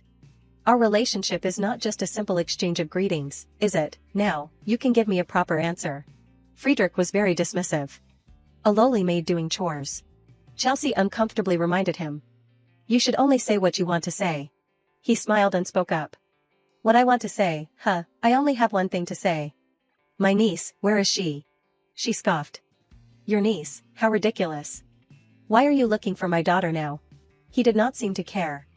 Don't get angry now. If I am looking for her, of course it is to help her. Friedrich continued to look around the place. After all, she is the daughter of my own brother. To be honest, it must be hard for her living here. He sighed. There is no way she could live well in a house with a low-class maid as a mother. Friedrich's expression was smug. Is opening a failing grocery store in a house with a leaky roof a good choice for her to live on? Chelsea would not budge. If you are just here to say these nonsense words, then get out of here. She sighed. I know you are not the type of person who would easily give up without any reason. But she did not want to be outdone. You won't be able to lay a finger on my daughter, not even a single one. Seeing this situation, Friedrich had to laugh. You are too sensitive. I am just worried about my niece, but I am being treated so coldly. He turned to leave. All right, that is enough for today. I will leave now. However, he did not let it go. But, next time, I definitely want to meet my niece. Finally, Friedrich completely disappeared from the place. Chelsea slowly collapsed to the ground. Oh my God. She felt incredibly helpless. Menelik's people are looking for Luce. Chelsea thought to herself. I have to hide Luce. She is my only daughter. She made a decision. I absolutely will not hand her over to those people. Lucette went to the door of Aurelio's house. Lev, it is me, open the door. She felt regretful. Is he not home? I have knocked 10 times already. Her expression was sad. Could it be that he does not want to see me? He did not even visit me when I was sick. Lucette immediately started crying. Lev, it is me, open the door for me. But the house remained silent as if nothing had happened. She quickly decided. Hey, we have to meet in person to talk things out. Lucette immediately opened the door. Sorry, Lev, but I am coming in. She immediately searched around. As expected, he was not on the first floor. She thought to herself. Well, I kind of guessed that already. It was not there, an empty place where Lev would definitely be. Lucette went to the stairs. It can only be here. She hesitated. Lev does not seem to like me going up here, but then she still stepped up. If that is the case, then he should come down quickly. The scene before her made Lucette freeze. She hurriedly ran over. Lev, are you in there? Just then, Delmar hugged her tightly. Brother. Lucette still did not understand what was happening. He continued to talk. My brother, where is he? Lucette was bewildered. This boy, who is he? Then she understood. Brother, the person you call brother, is it Lev? Delmar nodded in confirmation. Yes. Do you know where he is right now? She smiled brightly. Lucette was very curious. I did not expect Lev to have a younger brother. I did not know at all. I think I have met this boy somewhere before. She thought to herself. He does not look like Lev at all. Then Lucette said, actually, I do not know where your brother is right now either. I am waiting for him too. Delmar was regretful. My brother is not here, she shook her head. It is not like that. If we wait here, he will probably show up. At the same time, she stood up. Let us go downstairs together and wait for him. I also have something I am curious about that I want to ask you. Delmar said, something curious. He looked at her blankly. You want to ask me? Lucette silently recalled. Even when he is with me, he almost always just listens. She was happy. But he did not even tell me he has a younger brother. I can't stand this. Then Lucette asked, Do you like Lev? Delmar was surprised. You mean my brother? She continued to talk. You came here on purpose to meet him, did not you? After thinking about it, Delmar nodded. Yes, my brother is a very gentle person. He quickly recounted. Before, he would often read books to me until I fell asleep. So even now, I still really like the books that my brother read to me. His voice was a little regretful. Actually, I came here today to see him because I have not been able to sleep lately. Lucette laughed. So that is why. She thought to herself. This little brother seems to like Lev a lot. Her expression was hesitant. It is a pity that he can't sleep. Just then, Lucette remembered something. She immediately rummaged through her bag. Hey, although I can't read books, do you like Lev? Then she pulled out a candy. But here, try this. Delmar was confused. What is that? Lucette smiled and explained. This is a type of herbal candy that will help you sleep better. I made it from herbs that have sedative properties. Delmar slowly took it. Medicine, is this dangerous? She shook her head. Not at all dangerous. Her face was radiant. Trust me and try it. I guarantee it will work. This smile made Delmar freeze. He quickly put it in his mouth. I understand. I will try it. His expression completely changed. Delmar was blank. I do not feel sleepy at all. Lucette smiled and explained. Of course. You just ate it. Now, lie down here first and close your eyes. You will feel sleepy soon. He quickly lay down. Lie down, like this. His eyes hesitated. Even if I fall asleep, you can't go anywhere, okay? Lucette smiled and nodded. Okay, I won't go anywhere. Go to sleep quickly. She thought to herself. So cute. Children are still children after all. Some time passed in this place. Lucette looked towards Delmar. He is already asleep. He must be very tired. She smiled gently. Why did Lev hide such a cute younger brother? When he comes down, I have to ask him properly. Just then, she also felt sleepy. Lucette said to herself. It has been a long time since I woke up, so I am a little tired. It seems I have not fully recovered yet. She immediately hugged the pillow. I am afraid I have to doze off until Lev comes. Some time passed again. A strange light emitted from the stairs. Aurelio was very happy. Good, it is finally successful. He looked at the object on the table. A magical brooch with tracking and recording functions. With this, I can protect Luce more safely. Just then, Radnum quickly appeared. You look quite gloomy, Your Highness, Aurelio. He hurriedly turned around. Radnum, how long have you been watching me? He smiled. Don't be so rude. I just arrived. He continued. Long time no see. Was the festival interesting? Aurelio sighed helplessly. No, it was terrible. Realizing something was wrong made him startled. He hurriedly turned around. The person you said knows my face, is it the daughter of the Simmel family? He laughed in surprise. Why would you think that? He continued. She even appeared in disguise. I do not know if the royal palace ordered that young lady to keep an eye on me, but it seems she did not recognize me. Radnum smiled. Even if the Duke Simmel family is in the hands of His Majesty, they would not go that far. He continued. The reason she disguised herself is because of her status. Aren't the candidates for the position of Crown Princess under house arrest? This made Aurelio freeze. Candidates for the position of Crown Princess. Radnum said, this is a secret, but it does not matter if I tell you, Your Highness. He quickly approached. Recently, Her Majesty the Queen has been very busy looking for a wife for Prince Delmar. Aurelio did not understand. What are you talking about? Are you saying she is planning to put Delmar on the throne? He shook his head. Not exactly. I do not know what the Queen's real intentions are, either. He thought to himself. Is the situation in the royal palace unstable? He pondered. If something happened to the Emperor, it would be a good opportunity for me. He knew he would have to face Delmar. Just then, Radnum spoke. Then, let us get to the main issue. He was confused. The main issue, he repeated. You have not forgotten the reason I came here, have you? Aurelio clenched his palm. Damn it, I forgot for a moment. He continued to reach out his hand. My job is to check if the goodwill the prince sent you here has corrupted you. Now, give me your hand. His voice was calm. I will illuminate your inner self. Aurelio was worried. Am I supposed to just let him read everything? He did not know what to do. What do I do, if this continues? He thought to himself. Radnum will read my thoughts. A sound from below caught their attention. Aurelio hurriedly retracted his hand. What is that sound? Radnum suggested. Please go down and check it out. Aurelio was surprised. Is it okay? He nodded. Yes, I think what I heard directly today is enough to report. Besides, just looking into your eyes is enough for me to understand your thoughts. His voice was calm. And, what should I report about someone who has been in their room for a week? He found it hard to believe. What, has it been a week? He hurriedly ran outside. Has it been a week since that day? Aurelio was worried. How has time passed so quickly? He blamed himself. I have not visited Luce even once in the past week. Aurelio decided. That is no good. I have to go see him now. Delmar called out. Brother. He was surprised. Delmar, how did you? He explained. It is because I wanted to ask about your health. Since you had a guest, we were together. Aurelio's expression changed. Together with my guest, could it be? Lucite was still hugging the pillow and sleeping on the side. He became worried. He met Luce.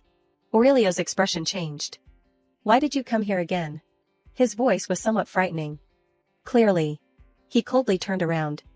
I told you not to appear before me again. Inside the royal palace, Diana was furious. What are you saying? She questioned. Delmar disappeared. The servants cried and pleaded. Please forgive us, Your Majesty the Queen. It happened so suddenly in the blink of an eye. But she was still very angry. Are you making excuses to me now? What do you think your job is? Immediately afterwards, Diana immediately pulled out a cloak. She coldly ordered. Follow me. We have to find the prince quickly. She thought to herself. I do not know what His Majesty will say if he finds out about this. If I keep bothering him with useless things, it will be very difficult. Diana wondered. Where did you go, you little brat? Realizing something caught her attention. That is right, if it is him. She quickly approached. Radnam, come here for a moment. Delmar has disappeared. Help me find him. Radnam was surprised. Prince Delmar. His expression was cold. He disappeared from the palace. He quickly remembered Aurelio's familiar house. Could it be? Seeing this, Diana asked. What is wrong? Do you know where my son is? He smiled and continued to speak. I am not so sure, but... His voice was very calm. I guess he would be in a place. Radnam coldly announced. I am not sure if His Highness is safe. On the other side, Aurelio questioned. Answer me. Why did not you listen to my warning? He transformed into another person. I told you not to come here again.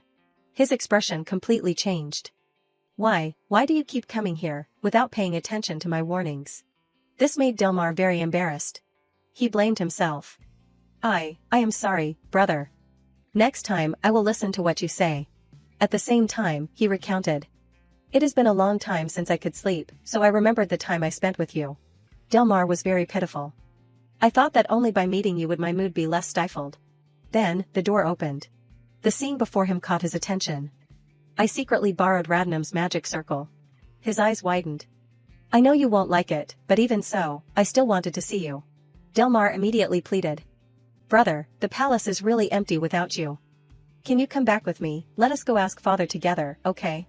He did not forget to add. There is no reason for you to stay here. Aurelio felt helpless. He is still the same. He reached out his hand. He still does not understand a single word I say.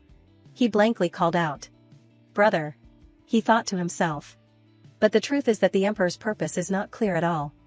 If my head falls off soon, it would not be surprising. He asked himself. Why did he abandon me here? Delmar asked. Could it be because of her? He immediately froze. What? He smiled and chatted.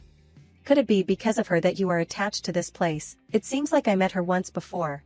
Delmar was about to say something more. If you are afraid of going back alone, then go with her. Aurelio's expression was even worse. No. He instructed. Don't say anything about her. You did not meet anyone here. He was blank. Yes. He looked at Aurelio sleeping soundly. The story about Luce can't be spread to the royal palace. There might be danger to him again. He decided. I have to quickly take him back before it is too late. Delmar immediately cried out. Brother, it hurts. Just then, it was Diana's familiar voice. Delmar. Seeing her appear made him freeze. He immediately became blank. Delmar hurriedly called out. Mother. Diana continued to order. What are you planning to do with my son? Let go of him immediately. Her voice was very angry. Aurelio. Diana slowly asked. What are you planning to do with my son? She said as if giving an order.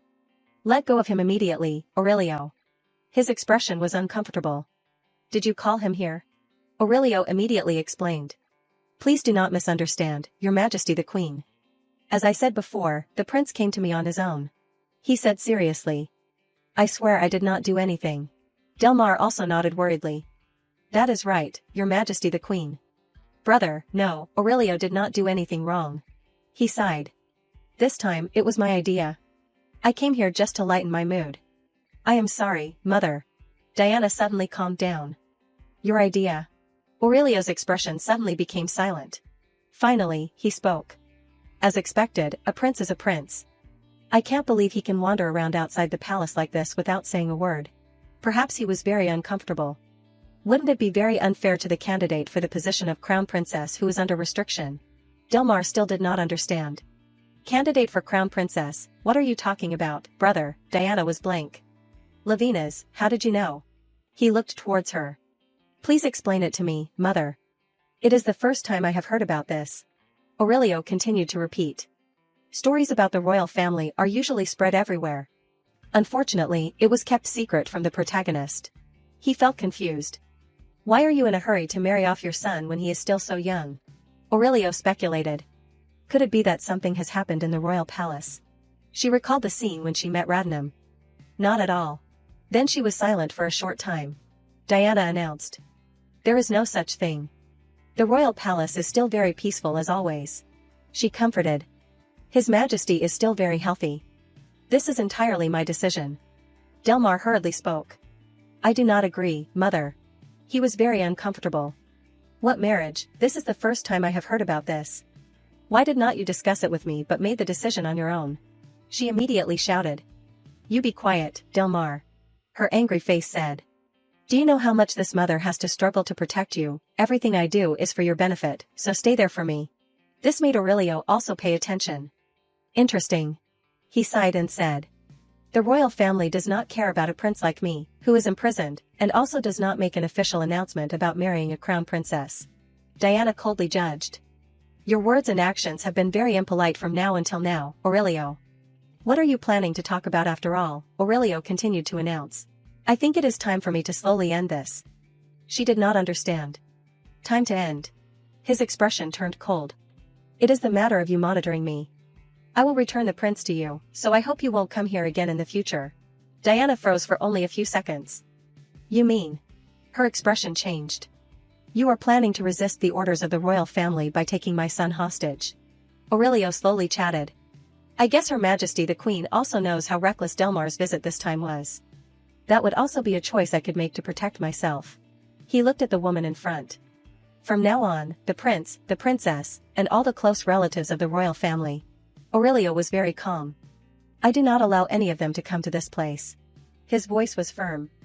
Don't ever think about setting foot here again. He thought to himself. I have always thought this was strange. Aurelio seemed to have understood. Why the emperor did not kill me. He had so many opportunities. He silently calculated. Perhaps, it is not that he does not want to kill me. The words appeared in his head. But because he can't kill me. Diana seemed to have understood. That is all you wanted to say. Aurelio continued to instruct. If His Majesty wants to find me, please summon me at any time. He did not forget to announce. At that time I will be happy to meet His Majesty's face. His expression was very calm. Today will be the last time I meet you here. Aurelio thought to himself. I will definitely find out the truth. Some time later, Aurelio called out. Luce, wake up. Luce. Lucette slowly opened her eyes. He asked. Did you wait long for me? She was startled and surprised. Lev, when did you come? I am sorry, I was waiting for you, but I fell asleep. Her expression was worried. It seems like I slept for a long time. I am sorry. He smiled. It is okay. She was a little embarrassed. But? Lucette asked. Hey, is your younger brother home safely? Aurelio was surprised. Younger brother. She hurriedly described. I mean the blonde boy. Didn't you meet him? He was looking for you all the time. This made him freeze for a moment. He immediately turned his face away. He is just my cousin. He is back. He probably won't come back. Lucette understood. I see. She continued to talk. It seems like he likes you a lot. I have never heard you talk about your family, so I felt it was very new. Seeing him silent made Lucette surprised. She called out. Hey, Lev, do you have any secrets? He did not understand. Secrets. Lucette explained, that is just because it has been a long time since I have seen you. It is the first time we have not seen each other for so long. She sadly recounted, I wondered if you were angry at me because I acted on my own and got hurt, but when I went to your house, no one was there. The boy I met here for the first time said he was your relative. Her expression gradually became despondent. We have been together for so long, but I suddenly realized that there are still so many things I do not know about you. Lucette's gaze turned to the ground. Suddenly, I felt very distant from you, so my mood was a little unusual. Suddenly she asked, we are still friends, right? She continued, we do not have different thoughts, do we? Aurelio quickly suggested, give me your hand. She was surprised. My hand. He placed something in her hand. The brooch that was broken last time, I fixed it for you. I was also very sad that I could not hear your voice all this time. His voice was firm. Luce, I will never leave you. Lucette was surprised. Lev. Seeing her hug him made Aurelio worried. Luce. She smiled and recounted, really, I was worrying uselessly. Please forgive me this time. He nodded in comfort. Yeah, sorry for making you worry. Aurelio thought to himself. Luce, that brooch can help me hear the sounds around you. He continued to calculate. Along with your location information when your heart beats fast, I won't repeat the same mistake twice. His hand gently stroked Lucette's hair. Let us be together forever. His voice was somewhat frightening. I won't let you slip away again. Time passed after that day, and we returned to our ordinary lives. Lucette gradually became happy. Lev does not make me wait anymore either. The two of them constantly chatted. We still talk a lot like before. Lucette suddenly spoke up. Living in peace is good, but... She smiled and said to herself. I feel like I have been snacking too much lately. On the contrary, if I keep indulging like this, I will be in trouble. But her mood was still very happy. I really need to restrain myself. Who told Lev to make such delicious cookies? Johan called out. Lucette. He was curious. Why are you looking in the mirror? She was surprised and turned to look at him. Assistant Johan. Lucette approached. How have you been, Your Excellency? He nodded in confirmation. Of course I am fine. The castle is too quiet, it makes me so lonely. She was a little sad. I am sorry, I have been absent for too long, have not I? Johan smiled and shook his head. There is no other way. You have been in a lot of pain lately, have not you? He held out a letter. By the way, I have something I want to give you. I happened to run into you, so here, take this. Lucette took it and was surprised. This is an invitation that the Simmel family sent me. She felt confused. An invitation. She continued to talk. I already refused their gifts, why would they still send me an invitation? Johan smiled and said, isn't that why they send it? His voice was calm. It seems like they definitely want to send you their thanks. They said you can bring as many people as you like. Lucette was bewildered. To that extent, she felt worried. This is too difficult. I already refused them last time. I do not know if my mother will allow it. He thought. If it is Luce's mother. Then he gently announced, it will probably be okay. Johan continued to recount everything. Actually, I stopped by the grocery store earlier and met your mother. She said she would listen to your opinion. Lucette's eyes immediately widened. No way. Suddenly, she remembered Chelsea's instructions. All right, go ahead. Lucette could not even believe her ears. She blankly asked again. Really? She spoke gently. I heard you even received an invitation. Perhaps it would be better if you met them directly once. Lucette smiled. I thought you would not let me go. She sighed. Why would not I let you? Chelsea stroked Lucette's head. I saw you speaking very decisively before. Just go. When are you planning to leave? At the same time, she chatted. They said they would come pick you up the day after tomorrow. Good, I will help you pack your luggage. Just then, Dahlia spoke up. Chelsea, do you really think that is the best choice? Are you planning not to say anything to Luce? She was a little regretful. At least you have to explain it properly to her. Chelsea said gently, Dahlia. But her expression had completely changed. That matter is over. Dahlia was still surprised. You are really planning. She continued to instruct. All right, Luce, I will go out for a bit and then come back to the store. Also, if you want a companion, that is fine. Try asking Lev. Lucette nodded. Yes, I will. Dahlia hurriedly chased after her. Wait, Chelsea, let us talk for a bit. There will definitely be another way. She did not understand. What is it? She continued to persuade. Don't act so recklessly anymore. Lucette felt confused. Is it really okay for me to go? Seeing Lucette sigh, Aurelio was surprised. Luce, what is wrong with you? He approached. What is wrong? She shook her head. It is nothing. She recounted. Actually, Dahlia and Mom had a little argument earlier. It seems like it is because of me, so I am a little troubled. Aurelio was surprised. Why is it because of you? What is wrong? Lucette sighed. The thing is. She spoke. I was invited to the Duke Simmel's house. This made him freeze. What? He continued to ask. Could it be because of the science conference? Lucette nodded and speculated. It seems like it. Before, the Duke sent gold and precious stones to my house. I refused, but this time they sent me an invitation. She looked up at him. To be honest, I have thought a lot because I feel a little pressured. Mom told me to just go, but I think Auntie does not want me to. Her expression turned sad. I do not know why the two of them are arguing about this matter. It is too difficult. He thought to himself. The Duke stopped the investigation, so now he is trying to compensate Luce in this way. Aurelio realized. For the nobles, commoners are nothing.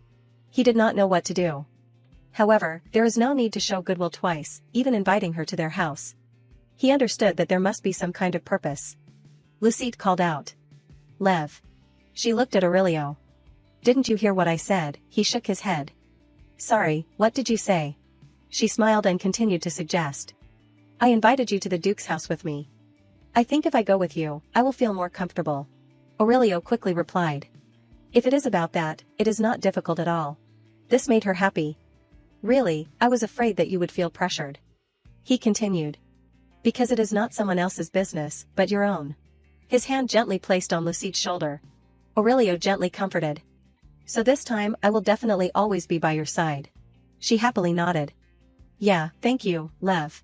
He thought to himself. Luce, I will absolutely not let you be in danger again. Afterwards, Aurelio worried. Are you sure you do not need me to take you home? Lucette shook her head. It is okay, I can go home alone. She waved goodbye. Then, Lev, see you the day after tomorrow. Goodbye. Aurelio immediately closed the door. Duke Simmel. He quickly recognized that it was a loyal family that still survived the Emperor's Great Purge. He thought to himself. The reason why the Simmel family still survived under the Emperor, who was willing to mercilessly purge any noble who dared to threaten his position even a little. He guessed something. It is not just because of loyalty. Clearly, Simmel was not a simple person. They knew what decisions they had to make to survive and maintain their status. Thinking about this made Aurelio's head hurt. He seemed to have understood. There is no way such a wise duke. He continued to think. Would summon Luce for no reason. Aurelio's voice was somewhat uncomfortable. Although I do not know what they are plotting. He warned. But I will definitely not let them touch Luce, not even a single hair. A knock sounded from outside. Aurelio opened the door and stepped out. Luce, did you forget something? Suddenly, Chelsea appeared at that moment. I am sorry for coming here so late to look for you, but I think I need to come inside for a moment. Her expression was calm. I know you are not the person who belongs here. She continued to announce. I want to hear the details. Chelsea guessed something. About your identity. Inside the room, Aurelio asked. My identity, what do you mean? Chelsea continued. Lavina's, you. It seemed like she had guessed everything. Originally, you are someone who should not be here, right? She continued to remind. You do not have to hide it. No matter how I look at it, you resemble someone in a noble family. Chelsea's words made Aurelio freeze. Although I do not know what happened to you, but it seems like you are hiding your identity and only trust me, right? He regained his composure. Why are you telling me those things? She sighed and recounted.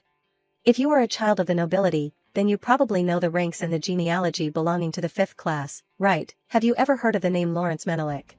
He had a little memory. You mean the head of the Menelik family who died of illness? Chelsea was sad. That is right, he died in this town. Aurelio seemed to understand. Wait a moment, does that mean? She nodded in confirmation. That is right, Luce is the child with the blood of the Menelik family. Then she recounted the story. But the Menelik suspected Lawrence.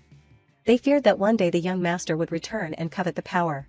Unpleasant things happened, so before they left the family, they had a plan ready. At that time, Chelsea was very distressed. Lawrence, her pitiful husband with a chronic illness, passed away as soon as he arrived in this village. She felt resentment. Her husband was a victim of the family's greed. Her voice rang out. Those people are now coveting her daughter. She will never let those bastards do what they want. Chelsea took Aurelio's hand. But she alone is not strong enough, so she asks you. She seemed to be pleading. Protect Luce with your power and your family's power. Her voice rang out in despair. Whether it is marriage or making her a servant, or anything else. Aurelio thought to himself. She does not know I am a member of the royal family. He suddenly withdrew his hand. I am sorry, madam. His expression was helpless. Although I can't tell you my exact identity, but this identity of mine is just a facade. I am sorry I can't help you. Seeing Aurelio refuse made Chelsea not know what to do. She sighed tiredly. So, you also have your own reasons. Then there is only one way left. Then she adjusted her clothes. It is nothing, then I will take my leave here. Before leaving, she did not forget to add. Don't worry too much, I won't tell anyone about your identity. Chelsea gently turned her head. Lavina's. Her face was as gentle as before. Please stay by Luce's side and help me in the future. You probably won't refuse me even this, right? Aurelio nodded in agreement. Yes, of course. He thought to himself. What is it, why do I have a bad feeling? The scene shifted to a large mansion. The carriage finally arrived. The servants quickly lined up. Welcome, Miss Lucette. You must be tired from the long journey. Lucette was very surprised. It is so big. This is the Duke's castle. The servant continued to suggest. I will help you prepare for dinner, Miss Lucette. Please come this way. She did not understand. Prepare, she quickly explained. Yes, the Duke has ordered us to take good care of you. Now, please come with me. She hurriedly shook her head. No, I am fine. Please wait a moment. Franz laughed on the side. They are very welcoming. Go and come back, Lucette. Realizing that Aurelio had a bad expression caught his attention. He asked. Lavina's, why does your expression look so grim? Did I hinder your date? I only followed because the Lord ordered me to. Aurelio hurriedly shook his head. No, I am very grateful to you for protecting us. He sighed. It is just that, I am a little concerned. His expression was very calm. Or, is it because someone recognized you? He felt uncomfortable. What are you talking about? Franz continued. Isn't that so, although I do not know who you are, but coming to a place like this, it would not be strange if someone recognized you. He coldly remarked. I know you are not an ordinary boy. I realized it when I was fencing with you. Aurelio became silent. Perhaps I have stayed in this village for too long. He continued to watch him. By the way, since I have said it, let me ask you. Tell me the truth, Lavina's, who are you after all? Aurelio slowly walked away. Don't worry about it. Franz constantly suggested. Hey, tell me. I will keep it a secret. What is wrong? He sighed. Please stop, Sir Franz. He suddenly let out a breath. Just how big of a secret are you hiding? The scene shifted to inside the palace. Lucette called out. Hey, Louis. The servant quickly waited. Yes, Miss Lucette. She was somewhat worried. This dress. She constantly praised. What are you saying? It is so beautiful. Lucette was embarrassed. Really, it is the first time I have worn such a low-cut dress. She quickly approached. Then, is there anything I need to be aware of, for example, etiquette that needs to be followed? Louis laughed. Just relax. She smiled and chatted. His Grace the Duke is not the kind of person who would say anything to his benefactor. However, you should be careful and pay attention to the Duchess a little. Her voice was calm. She is not the type of person who reveals her true intentions through words. Lucette nodded. I see. She seemed to understand. That means the Duchess will also come to dinner, right? Louis nodded in agreement. That is right, although she had a prior appointment. She said that she would come even if it was late. She smiled and continued to chat. Because she has a lot of affection for Miss Lucette. Lucette thought to herself. If I had known this, I would have just accepted their gifts. What do I have to do to receive the favor of a noble family? She felt tired. I feel very uncomfortable when they put so much effort into a guest like me. It is difficult. Aurelio stepped forward and called out. Luce. Lucette's expression became blank. How strange, it is still the appearance I see every day. She felt strange. Why do I feel different today? The two of them locked eyes. He is just like a prince in a fairy tale. Lucette suddenly asked. Did you take off your glasses? The butler happily appeared. He was going to wear them, but I stopped him and said it was not polite. Aurelio was surprised. Does it look strange? Lucette hurriedly shook her head. No, not at all. It suits you very well, it is just that you look a little different. He gently placed his hand on his chest. Because I usually do not see you like this, but you like me looking like this, right? He continued to add. Although it is a little unfamiliar, but as long as you like it, that is fine. Lucette became silent. I want to shout to the whole world that. She screamed wildly in her heart. Everyone, my childhood friend is so handsome. She said to herself. No, if he becomes too famous, I am afraid there will be trouble. Aurelio called out. Luce. He reached out his hand to her. It is almost time for dinner to start. Let us go. His expression was gentle. I will escort you there. Lucette felt touched. Even escorting me, Lev is so considerate. She walked and chatted. By the way, the Duke said she would come a little late because she had a prior appointment. It seems like she definitely has to meet me. He nodded in understanding. I know. You do not need to be too nervous. If something unpleasant happens, I will help you. She breathed a sigh of relief. Then I do not need to worry anymore.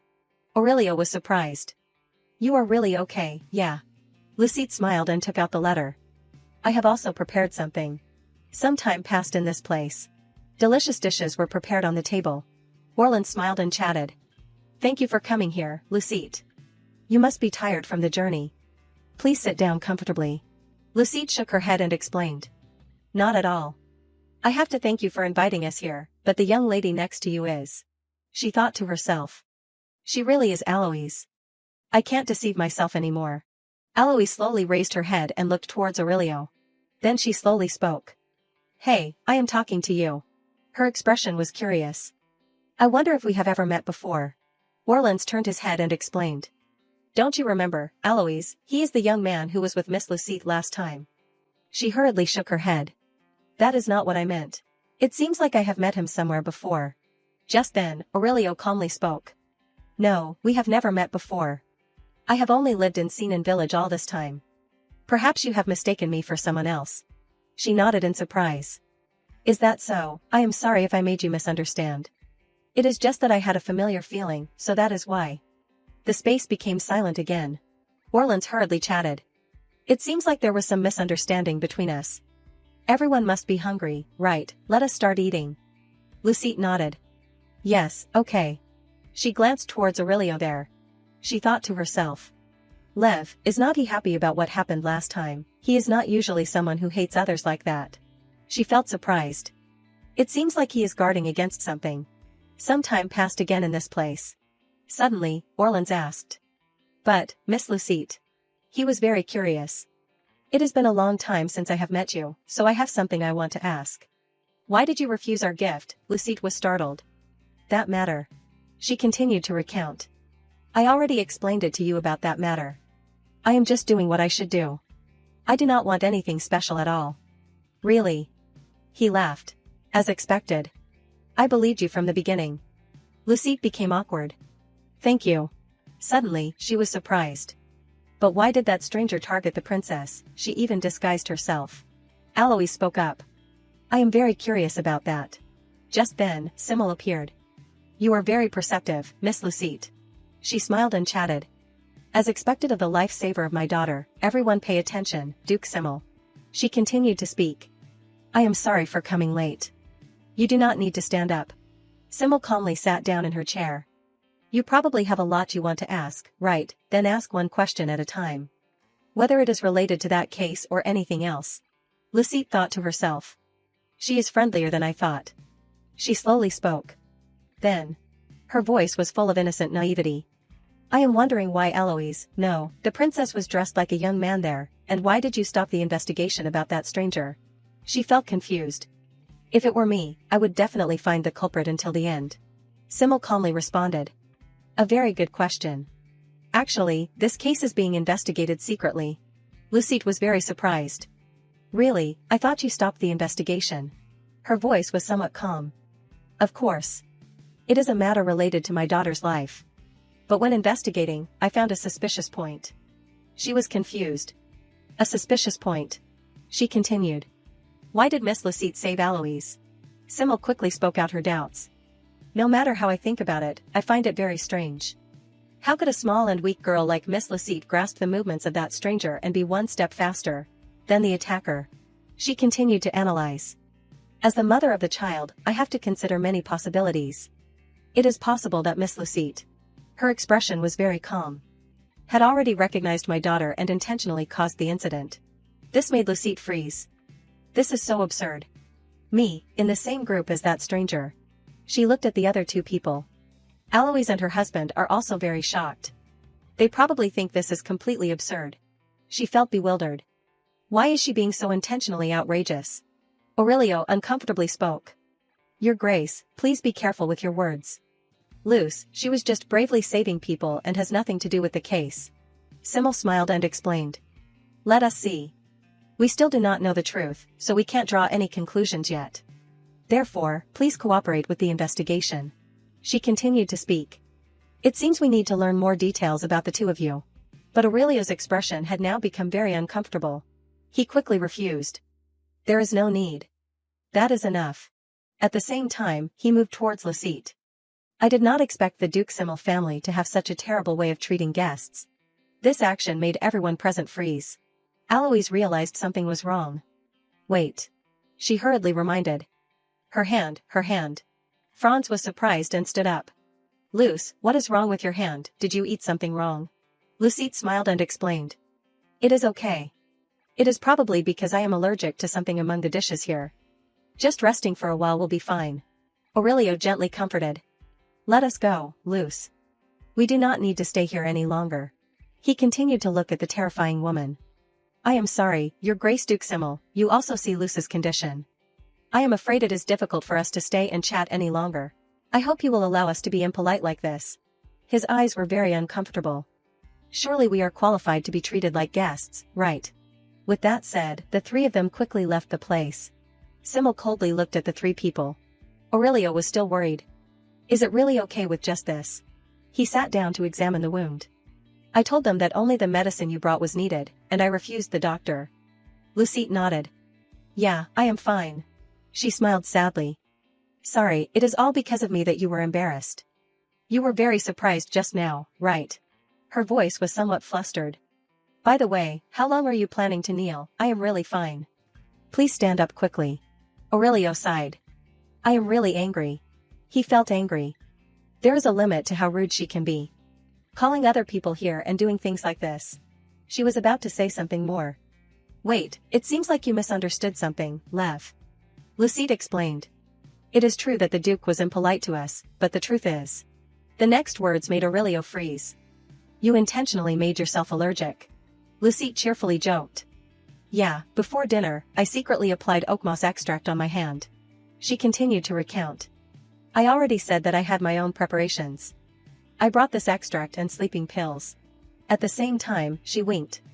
Fortunately, the rash happened at the right time, according to plan. Aurelio breathed a sigh of relief. Is that so? Lucite felt embarrassed. Sorry, I should have told you sooner. He became pensive. Luce. Then he called out. Weren't you planning to use me? Her face became confused. Use you. He continued to caress her hand. Whether it is intentional or whatever, just seeing you get hurt makes my heart ache. Lucite suddenly felt sad. Lev. She thought to herself. If the meeting with the Duke ended at this level, on the contrary, I thought it was a very easy thing. She continued to look towards him. But I made Lev's heart ache. Aurelio suddenly spoke. Luce, I still have 2 wishes, do not I? Lucite nodded in confirmation. Yeah. He slowly raised his head. My second wish is. His warm voice rang out in her ear. Not to want Luce to hurt herself again. Lucite felt a little embarrassed. I am sorry. I thought it was something I caused, so I had to solve it. She then asked. Are you sad that I did not discuss that matter with you beforehand? She smiled and continued to chat. I won't do that again in the future, so that does not count as a wish. It is my fault for making you worry. Aurelio felt relieved. Yeah, instead, if you need my help in the future, you must tell me. Lucite nodded. I know, I will do that. Remembering something caught her attention. That is right. Lucite quickly reminded. Speaking of which, what about Sir Franz? We left him there and came out. Aurelio just remembered. It will probably be okay, right? He sighed. He probably already prepared himself for times like this. On the other side, Simmel chatted. Sir Franz, I heard everything you said very clearly. She smiled. This information is very useful for understanding those 2 children better. He became awkward. I am glad it was helpful to you. Simmel quickly suggested. It is getting late, so we will excuse ourselves to clean up this place. Thank you for coming and chatting with us until so late. Franz nodded. Yes, I am very happy, Your Grace. Orlan's right next to her became very uncomfortable. Some time later, he spoke. Madam. His expression was serious. You were really too much today. They are the guests who saved Alois. Orleans constantly reminded. Don't suspect benefactors anymore. Shouldn't we just focus on finding the culprit now? There was some helplessness in his eyes. Of course, he was a little suspicious at first, but he thought that finding the culprit was the most important thing. He was very careful not to reveal Alois's identity. Just then, Simmel suddenly spoke up. I already know who the culprit is. She continued to announce. I spread the rumor that there are many people trying to take the life of the crown princess candidate. Her expression was calm. I tried to use this as an excuse so they could not bring our daughter to such a dangerous place. I tried to get attention from the royal family. Orleans was surprised. This. He hurriedly explained. Don't you know how terrible this will be as a memory for our child, even if you are my wife? Simmel was very calm. Don't misunderstand, husband. Her expression became terrifying. Originally, it was because Alois wanted to be eliminated from the list of crown princess candidates, so I only did what she wanted. These words immediately made Orleans freeze. He suddenly shouted. Madam, how could you say such things? His voice was desperate. Because the mastermind of the assassination was you. Time had shifted to late at night. Alois was still finding it hard to believe. Mom was planning to kill me. She asked herself. Mom did that because of me. Thoughts appeared. What should I do? The moon had risen high. Lucette silently looked at the ceiling. She suddenly felt bored. I can't sleep at all. She thought to herself. Lives matter. Lucette was very tired. And the Duke's hostile attitude is making me uncomfortable. Why are there so many things for me to worry about? A knock sounded, catching Lucette's attention. Who is it? Alois spoke. Miss Lucette, can I come in for a bit? She was surprised. This voice is. The door slowly opened. She sighed. As expected, you are still not asleep. Lucette was confused. Princess? She asked. Why are you here at this hour? She came inside. It is just that I suddenly thought of something, so I stopped by. I have something I want to tell you. Lucette became blank. You have something you want to tell me? Alois calmly sat down below the chair. Her calm voice rang out. If you do not mind, can you give me some time? Then there was some regret. First of all, I want to apologize to you. At dinner, my mother was a bit too much with you. Lucette hurriedly shook her head. Not at all. In the Duke's position, I can understand. She must have been very flustered. She sighed in response. Her only daughter almost got seriously injured. Her expression changed. Even if you are even more angry, it does not matter. Mom was just thinking about me. Realizing that something was wrong made Alois silent. She was flustered. Anyway, I will apologize to you on her behalf. I was just worrying too much. Lucette was surprised. What is it? She does not necessarily have to be on my side. She thought to herself. She came here because she was worried about me about that matter. What a kind-hearted girl. Lucette smiled in response. Thank you, Your Highness. Thanks to you, I feel a little lighter. This moment made her heart flutter. Alois probed. Then, what about your hand? You were injured. Lucette shook her head. If it is about that, there is no problem. I have already applied medicine. She was surprised. Medicine, could it be that you made it yourself? She nodded in confirmation. Yes, I am studying pharmacology on my own. This made Alois look forward to it. That is amazing, since when, my teacher said that pharmacology is a very dangerous field. If I do something wrong, it will be very dangerous. So he did not teach me. Lucette smiled. It is not as difficult as you think. I started learning it because of a friend of mine. Suddenly, Alois remembered something. That friend of yours, it is probably Lavina's, right? She then asked. Are you close to him? Lucette nodded. Of course. We are best friends. She was surprised. Is that so? I have a question. She continued to probe. Is he a secret child of some family? Lucette was still blank. What, if you are referring to the conversation between the two of you during the meal, I do not think Lev. She remarked without hesitation. That was clearly a lie. It seemed like Alois had realized something. He is clearly the son of a noble. Although I do not remember very clearly, I am sure I have met him somewhere before. Alois's eyes looked forward to it. You really do not know anything. Lucette thought to herself. If the princess has said it to this extent, could that be true? Actually, in the beginning, he also suddenly moved to my village. She sadly spoke. Yes, I really do not know anything. She slowly stood up. The reason why I am telling you these things is because I think you are a kind-hearted girl. Her expression was serious. Don't trust people who are not honest with you too much. Lucite smiled and comforted. It is okay. I really trust Lev. I think when the time comes, he will tell me on his own. Alois was about to say something more. Do you really think so? He is hiding something even from you, his best friend. She gave a sad smile. That may be true, but... Her palm clenched tightly. If it is really true, then there must be a reason why he is hiding it.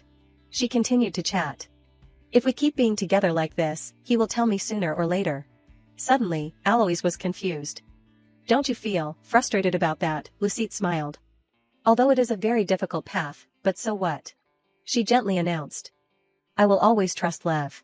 Her face bloomed with a radiant smile. Because this is the only thing I can do for him. These words immediately made Alois freeze. She clenched her palm tightly. I see. Her expression gradually became strange. How can someone trust another person to that extent? Seeing this, Lucite called out. Your Highness. Suddenly, she asked. If a person she had trusted like that, did something that was hard to understand. It seemed like she was very obsessed. Finally, the moment she could not believe had arrived, that person had hurt her. Her face was about to cry. Then what would she do? These words made Lucite surprised. What is it? It seems like she is not talking about Lev's matter. She slowly spoke. First of all. Then she suggested. Let us try listening to their reasons first. Maybe there was some misunderstanding, but... She gently advised. Even if I can't accept it, I won't regret my choices in the past. At that time, I just need to change the person I trust. Seeing this, Alois was confused. Then who will you trust? You, Lucite nodded. That is right. She gently chatted.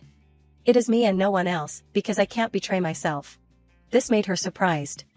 You are really very strong. Alois hurriedly turned her face away. Thank you. Thanks to you, I understand. She did not forget to add. What the meaning of gratitude is. If you need my help, please contact me. Her expression was calm. I will help you under the name of Alois Simmel. Lucite immediately nodded. Thank you for your kind words. She thought to herself. Do I have anything I need her to help with? Everything was not that good. However, Simmel smiled and called out. Miss Lucite. Her mood was very bad. Did you feel uncomfortable anywhere last night? Lucite was surprised.